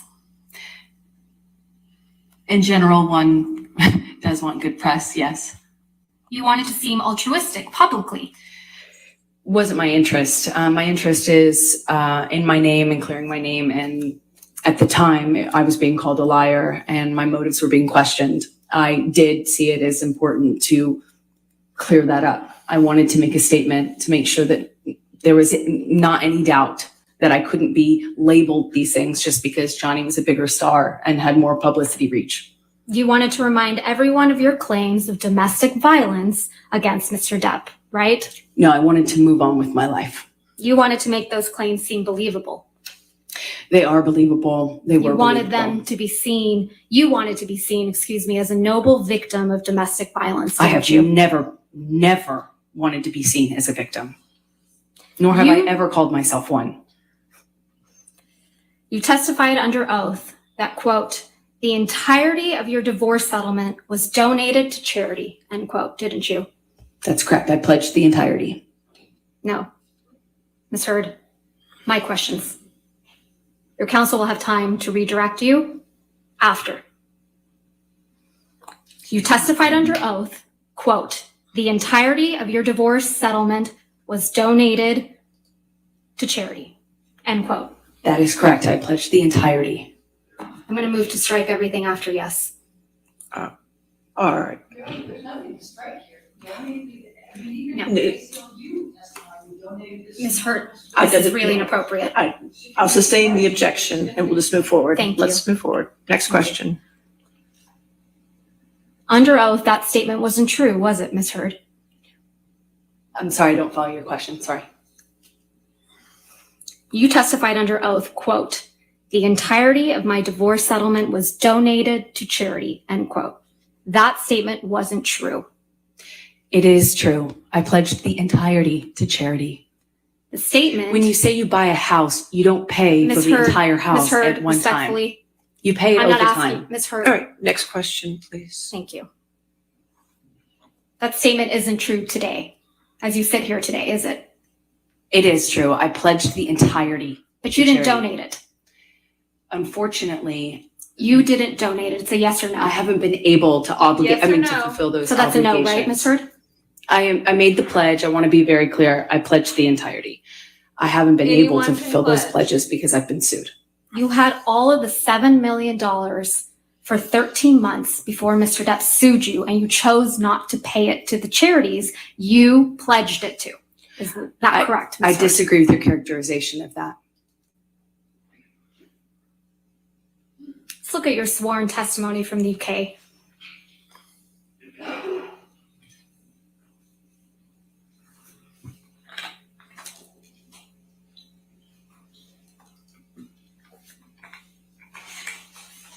I showed y'all the donation. She said $100,000 too. It was $1 million. Thank A you. million, $500,000, $2.3 million.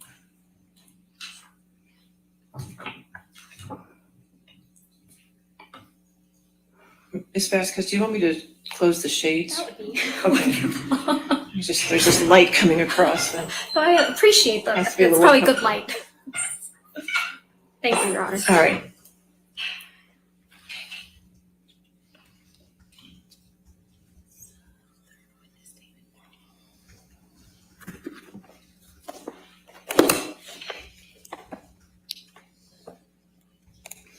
This is your third witness statement that you submitted in the UK action, right, Ms. Hurd?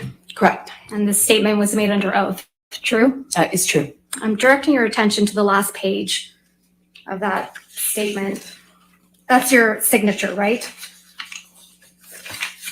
Yes, it is. So you made this sworn statement on February 26, 2020. That's correct. And directing your attention to paragraph 4. It says, quote, I remained financially independent from him the whole time we were together, and the entire amount of my divorce settlement was donated to charity, end quote. That is correct. Did I read that correctly? Yes, you did. The him you were referring to is Mr. Depp. That is correct.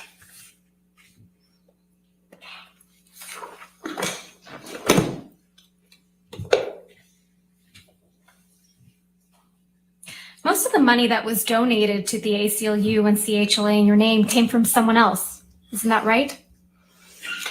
I don't know what you mean by most of. Well, at least $500,000 that was donated to the ACLU in your name wasn't paid by you, right? I believe Elon made a donation in my honor on one of the years. Yeah, and it didn't come out of your $7 million divorce settlement, right? No, nor did it count towards my pledge. And at least $500,000 that was donated to the Children's Hospital of Los Angeles in your name wasn't paid by you either. Right, those were made at the same time. And it didn't come out of your $7 million divorce settlement. Nor did it count to my 3.5 obligation. Those $500,000 payments came from your new boyfriend, Elon Musk, right? I don't know if he was a new boyfriend at the time. That's what you're going to correct? You got him to pay part of what you promised to these two charities, didn't you? Incorrect. Because you wanted to keep at least some of the $7 million divorce settlement for yourself, right? I'm very wrong about that.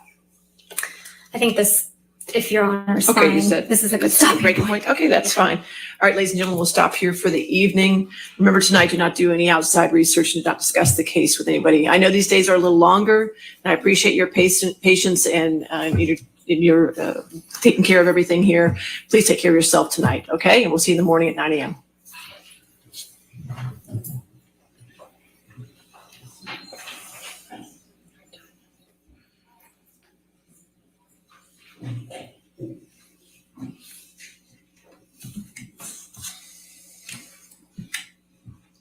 I told y'all it would get going and then get cut off. That's why I wanted to wait until tomorrow and start anew. Again, Ms. Hurd, since you're still on the witness stand, please do not discuss your testimony with anybody to include your attorneys, okay? All right, 9 o'clock tomorrow then? All right, we'll see you at 9 o'clock. Thank you. All right.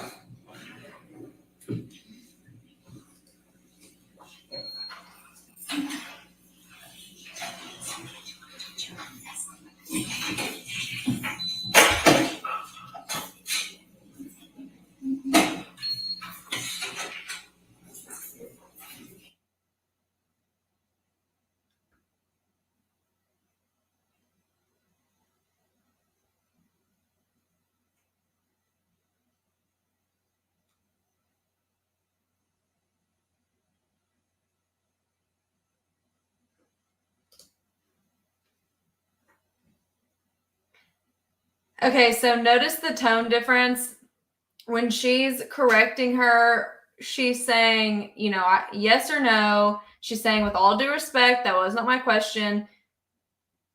She's staying stern and firm and direct, but she's saying it as nice as she possibly can, sticking to only facts of the case. I'm going to go ahead and pause this because they do that loud buzzing noise thing unless they're going to come out with, or I'll turn it off, the volume off.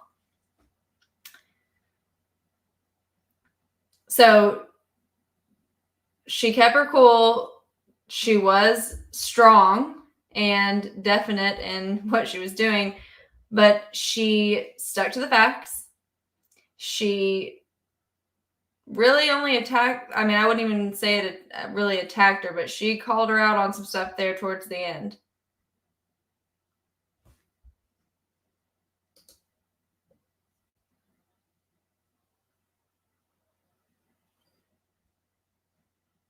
Also, like, come on, Amber.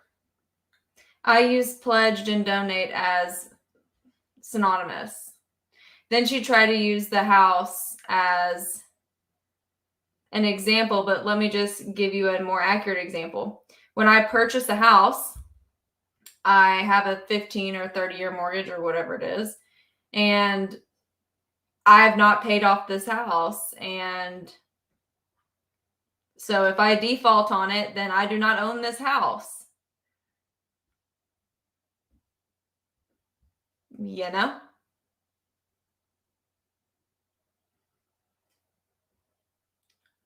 But she did a phenomenal job. She stuck. She did not get sidetracked on bullshit, and she did not over attack her on minute things that it doesn't matter. Like, everyone sees it. We get it. She's made her point. She's created the doubt. So she did exactly what she needed to do.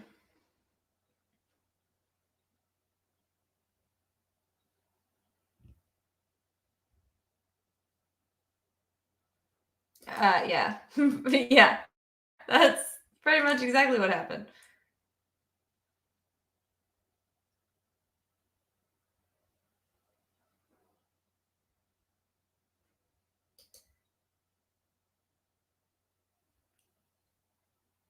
Okay, what are the questions y'all got? What do you want to talk about?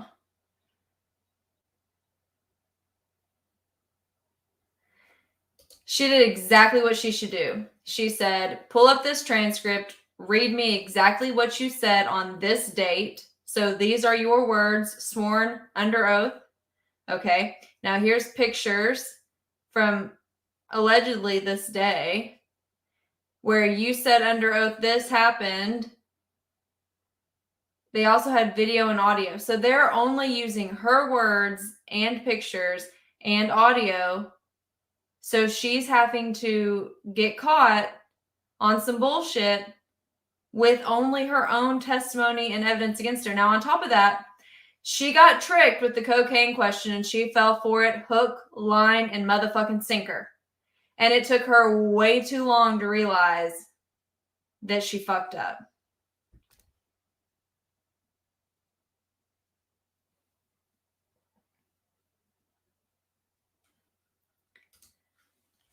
I think there was a false sense of security to an extent. I mean, Amber, listen, Amber felt good enough to answer the questions, such as the cocaine question. So there was a level of a false sense of security in order for her to make some of the mistakes that she's made. And so with the cocaine question, for example, with the cocaine question, she's like, hey, you know, I don't think you really understand what's going on. And when you're snorting it, your mouth doesn't touch the table. And she fell for it hook, line, and sinker. So she felt comfortable enough and salty enough to make a statement, which was the exact fucking statement they wanted from her. So little things like that, that's some top-notch shit. Now, she did get her on some things. She did get her, like, respectfully, yes or no question. Yes or no question. Listen, they can fix this shit on redirect. but you're going to answer my question. But she did it respectfully. So yeah, she came in hot she started off strong. She came in hot, but within the line. And at the end, you know, she was correcting her, although she kept her tone in check while she was doing it. So gotta remember that. Oh, thank you, Cindy. So she is keeping it. She's keeping it in check.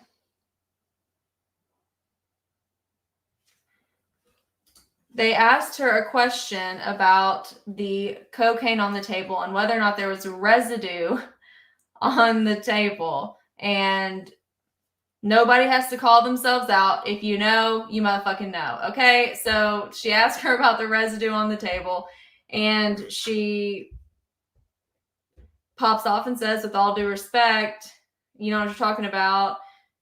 If you use the tampon applicator, your face isn't going to touch the table and there's not going to be residue because you snorted it, and it just goes into how to blow a line of cocaine with the tampon applicator.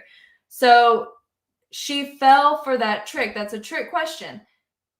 She's presenting it like, yeah, I think this picture might be set up because you texted it to your sister as like, hey, look how my morning is going, as in like, hey, look what I'm having for breakfast, but presented it another way. And in doing so, it comes off as a false sense of security question. Hey, you're only being asked about in what context you sent this to your sister, and is this some type of, you know, staged photo, yada, yada, yada. And in doing that, she openly admits, hey, you don't know how to do it. Here's how you do it. You don't understand. You have a false preconceived notion of this image, and goes to correct her. And by doing so, literally fell for it, hook, line, and sinker.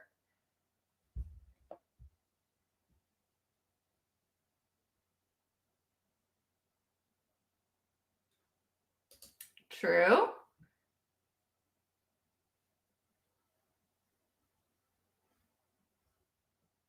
Did y'all catch that? That's what was going on? Because yes, she's got the thought into the jury and viewers' minds that the picture was staged. Where's the residue? There's no cigarettes in the ashtray. You don't have any pictures to prove that Johnny did this. There's no residue on the table. Those lines look awfully perfect to have been there from last night, as if somebody's going to waste that. And the tampon applicator, yada, yada, yada. And she fell for it. Thank you, Gina. She fell for it. And the second she popped off with, I don't think you know what you're talking about, I was like, oh my God, this dumb bitch is going to do it. And then she did it. Well, your face doesn't touch the table when you're snorting it because you got the tampon applicator. Like, oh man. Hot mess.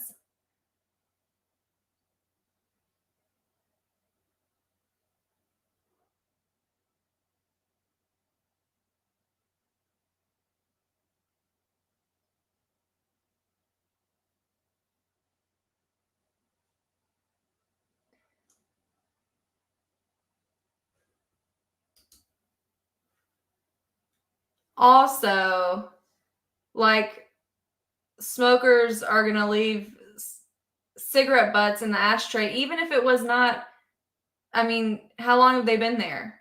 There's going to be some cigarette butts in the ashtray if he's sat there. Thank you, Tanya. Thank you. Thank you.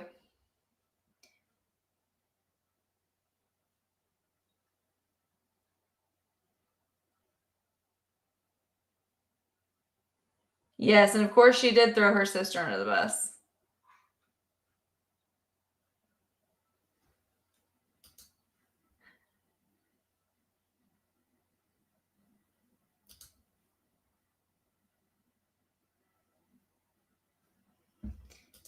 She came out hot. You know, you've noticed he's not looked at you this entire time, which again, we've discussed all the different ways that could be perceived and how that probably was a tactic. But not only that, then she incorporates it with this audio about how he's never going to look at her again. And Amber has the audacity to say, what'd she say? Like, you know, he could or something stupid. And I'm like, lady, come on.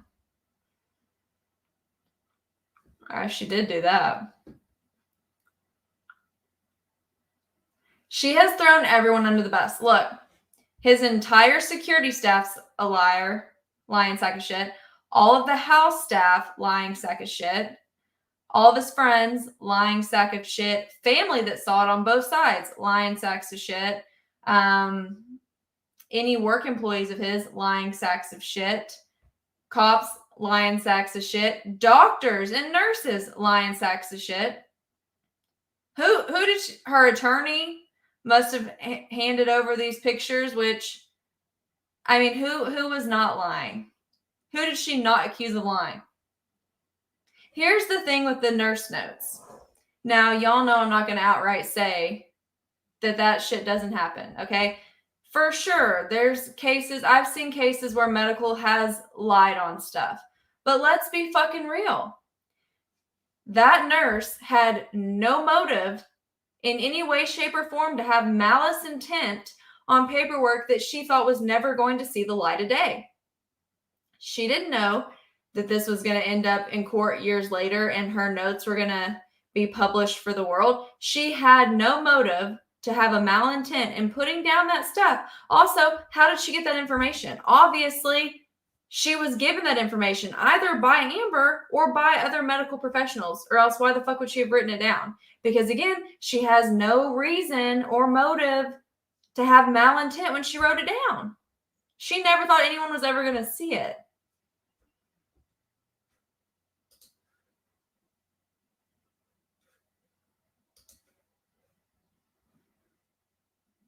Oh, yes. So some of y'all sent me some stuff on Instagram. And we can't share pictures here, but when y'all send me stuff, I screenshot it and then repost it anonymously on Instagram. Now, if you want credit for it, just tell me and I will post it with your name on it. I'm used to my other account where everything's anonymous, so I just screenshot and repost. And so that's what I do with SoJo Files Instagram. If you want credit for it, just let me know. I'll leave your name on it. Otherwise, I just screenshot and repost what y'all send in. And then I'll even, if you send me an article, I will link the article on the story on Instagram.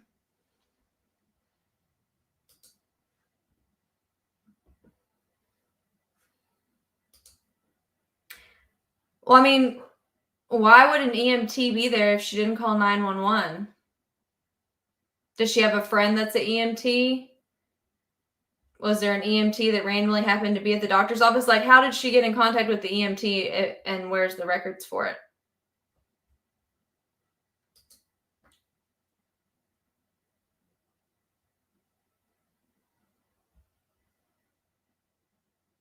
Now, somebody did tell me this. There's another picture, allegedly, supposedly, I don't know shit about fuck. There's another picture on Instagram with her and Whitney, her sister, where there's a tampon applicator in the background somewhere. Y'all have told me that before. Yeah, and of course she only shits on Boo. She only shits on Johnny's dog. Camille, honey, she is earning her keep. Oh, right.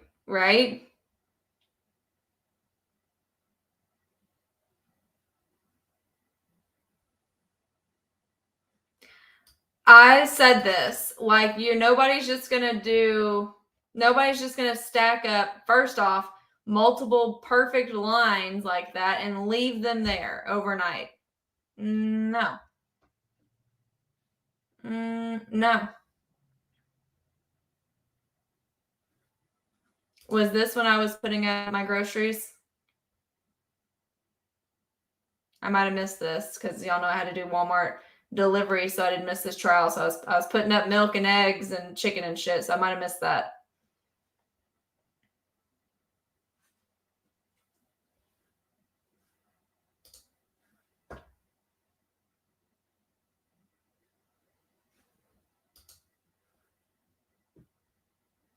Big motherfucking facts right here. Also, the ashtray would have ash in it and the butts, or at least the end of the roll that you're not going to smoke because you're not going to burn your fingers. That gets left, like the ash has to go somewhere. That ashtray was crispy clean, like sparkling, brand new.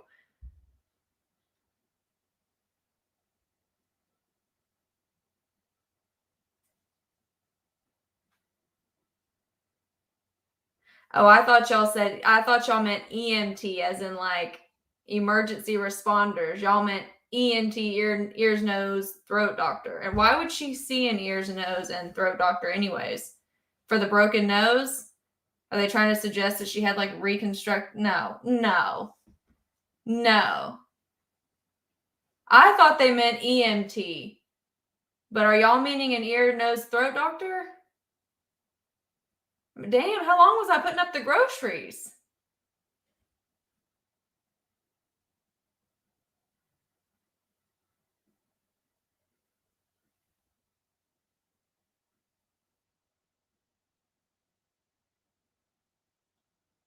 Yes, I did know this. If you're doing reconstruction stuff.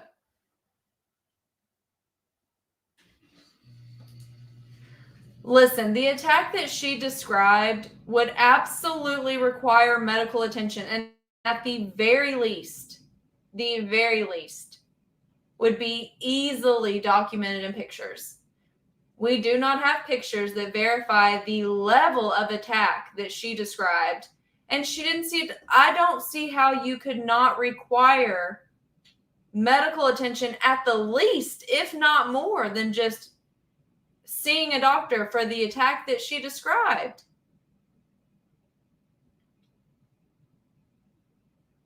Okay, so it was ENT for reconstructive nose surgery. Was I putting up the groceries? I completely missed this.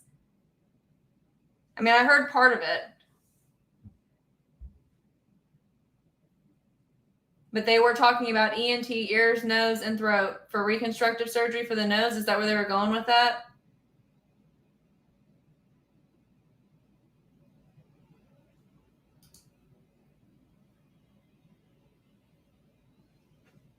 I am remembering this part, but I thought it was EMT because she was talking about having seen Dr. Kipper. So I was thinking she meant EMT, and I'm thinking, but she didn't call 911. And then she asked her about calling 911 or seeing medical, but it was ENT. I'm with y'all now. My brain. I'm losing brain cells watching some of this shit.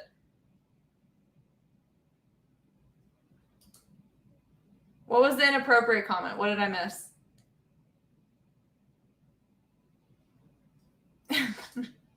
Derek.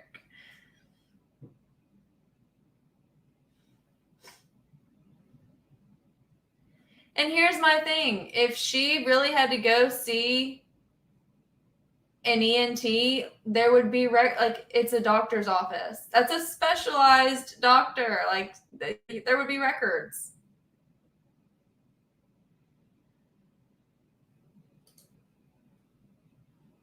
Yeah, y'all lost me there because, like I said, they were talking about broken nose and Dr. Kipper's office, and I thought they said EMT, and she was talking about calling 911. So the fact that she meant ENT just went right over me.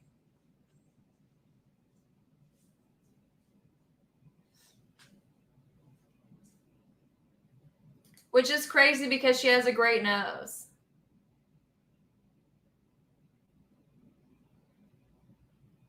Now, there are text messages about this alleged concussion, too.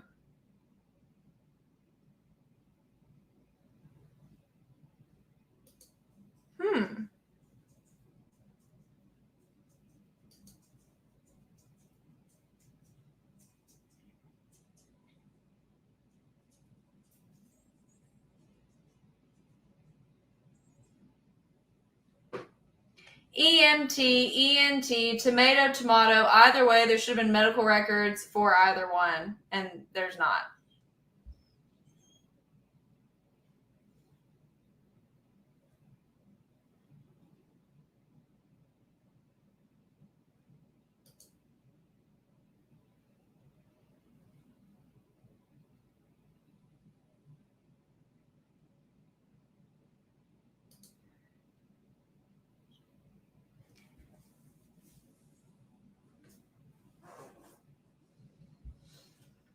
I mean, she admitted that that was her statement, and then she tried to object to it. That was pretty on par, actually, for this crew.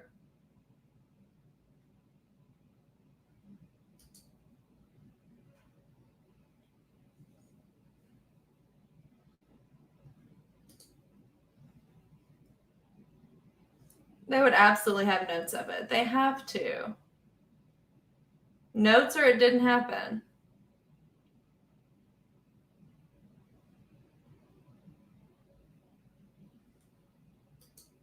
Yeah, this is crazy. So the orders, okay. They filed motions to make her compel her to hand over computer, phone, tablet, iCloud information, all of that, which weirdly they did not put they put a deadline for them to have reviewed and extracted the information, but there was not a deadline to hand it over on any of the paperwork. So even though the deadline was in November, on March 22nd, Team Depp was still trying to get information to the photos, and the EXIF data was corrupted, so they can't even verify them anyways. And there was something in there about compelling her to hand over medical records, which, I will say this. Depp paid 40 grand, over 40 grand. I can't remember the exact number, but he paid over 40 grand for a third party to make sure that only the pictures extracted from the devices were ones in relation to this case and this time period. Ooh, there's my man from the 1975 right there and right here. So anyways, clearly YouTube's targeting me. Let me just go on and do this. So yeah, I forgot what I was saying now. The ADHD's kicked in. But anyways, with the medical records and the text and the pictures, whatever, Johnny paid 40 grand for that person to be a third party to make sure that they did not take more pictures than what was needed. So he was trying to protect her privacy by only taking things that would validate the claims that she was making, and still didn't get it.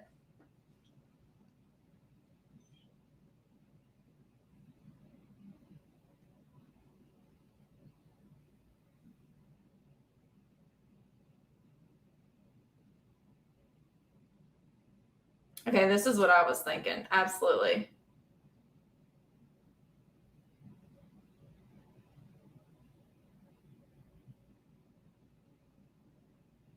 Yeah, she kept saying, well, I supplied it. I can't control what my attorneys do. Your attorneys are working for you.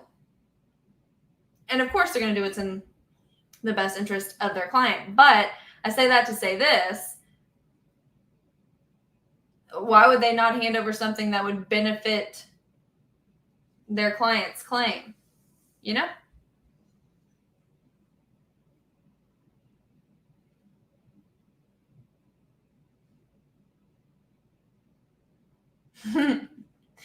I use pledged and donation as synonymous. Well, I don't. Neither do the rest of us. She did come in hot with the you wanted credit for it thing. She did come in hot with that.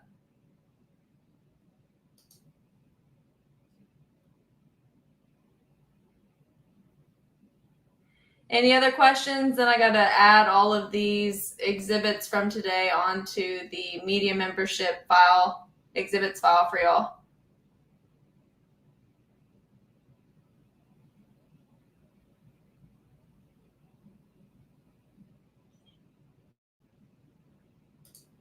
So Team Depp had an attorney that did leak something they should not have to media, and they got dismissed from Team Depp. So it does happen, but it is very unethical. Also, we're talking about the front cover and a private photo that theoretically only so many people would have. I can't. I am banned from TikTok lives for a while. Literally. So I will not be doing a TikTok live tonight because I'm in TT timeout. It's bullshit.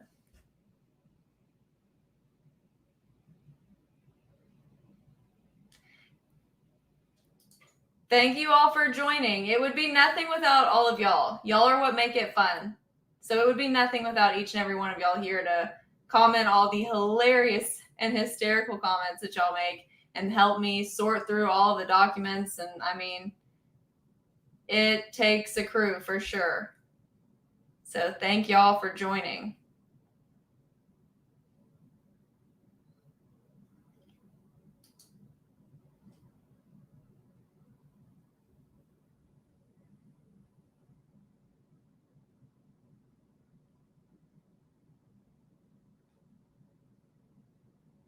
All right. Okay, so I'm going to get off of here. I'm going to continue looking at some documents from the media file. I'm going to add this stuff on the media file for y'all. And I will see y'all in the morning, bright and early.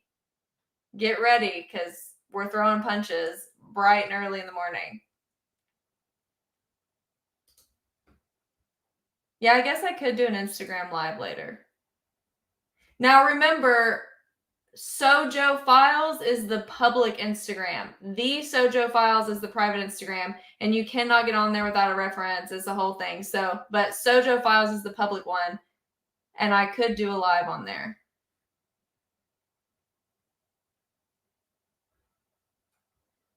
All right. I will see you guys in the morning. Thank you all for joining.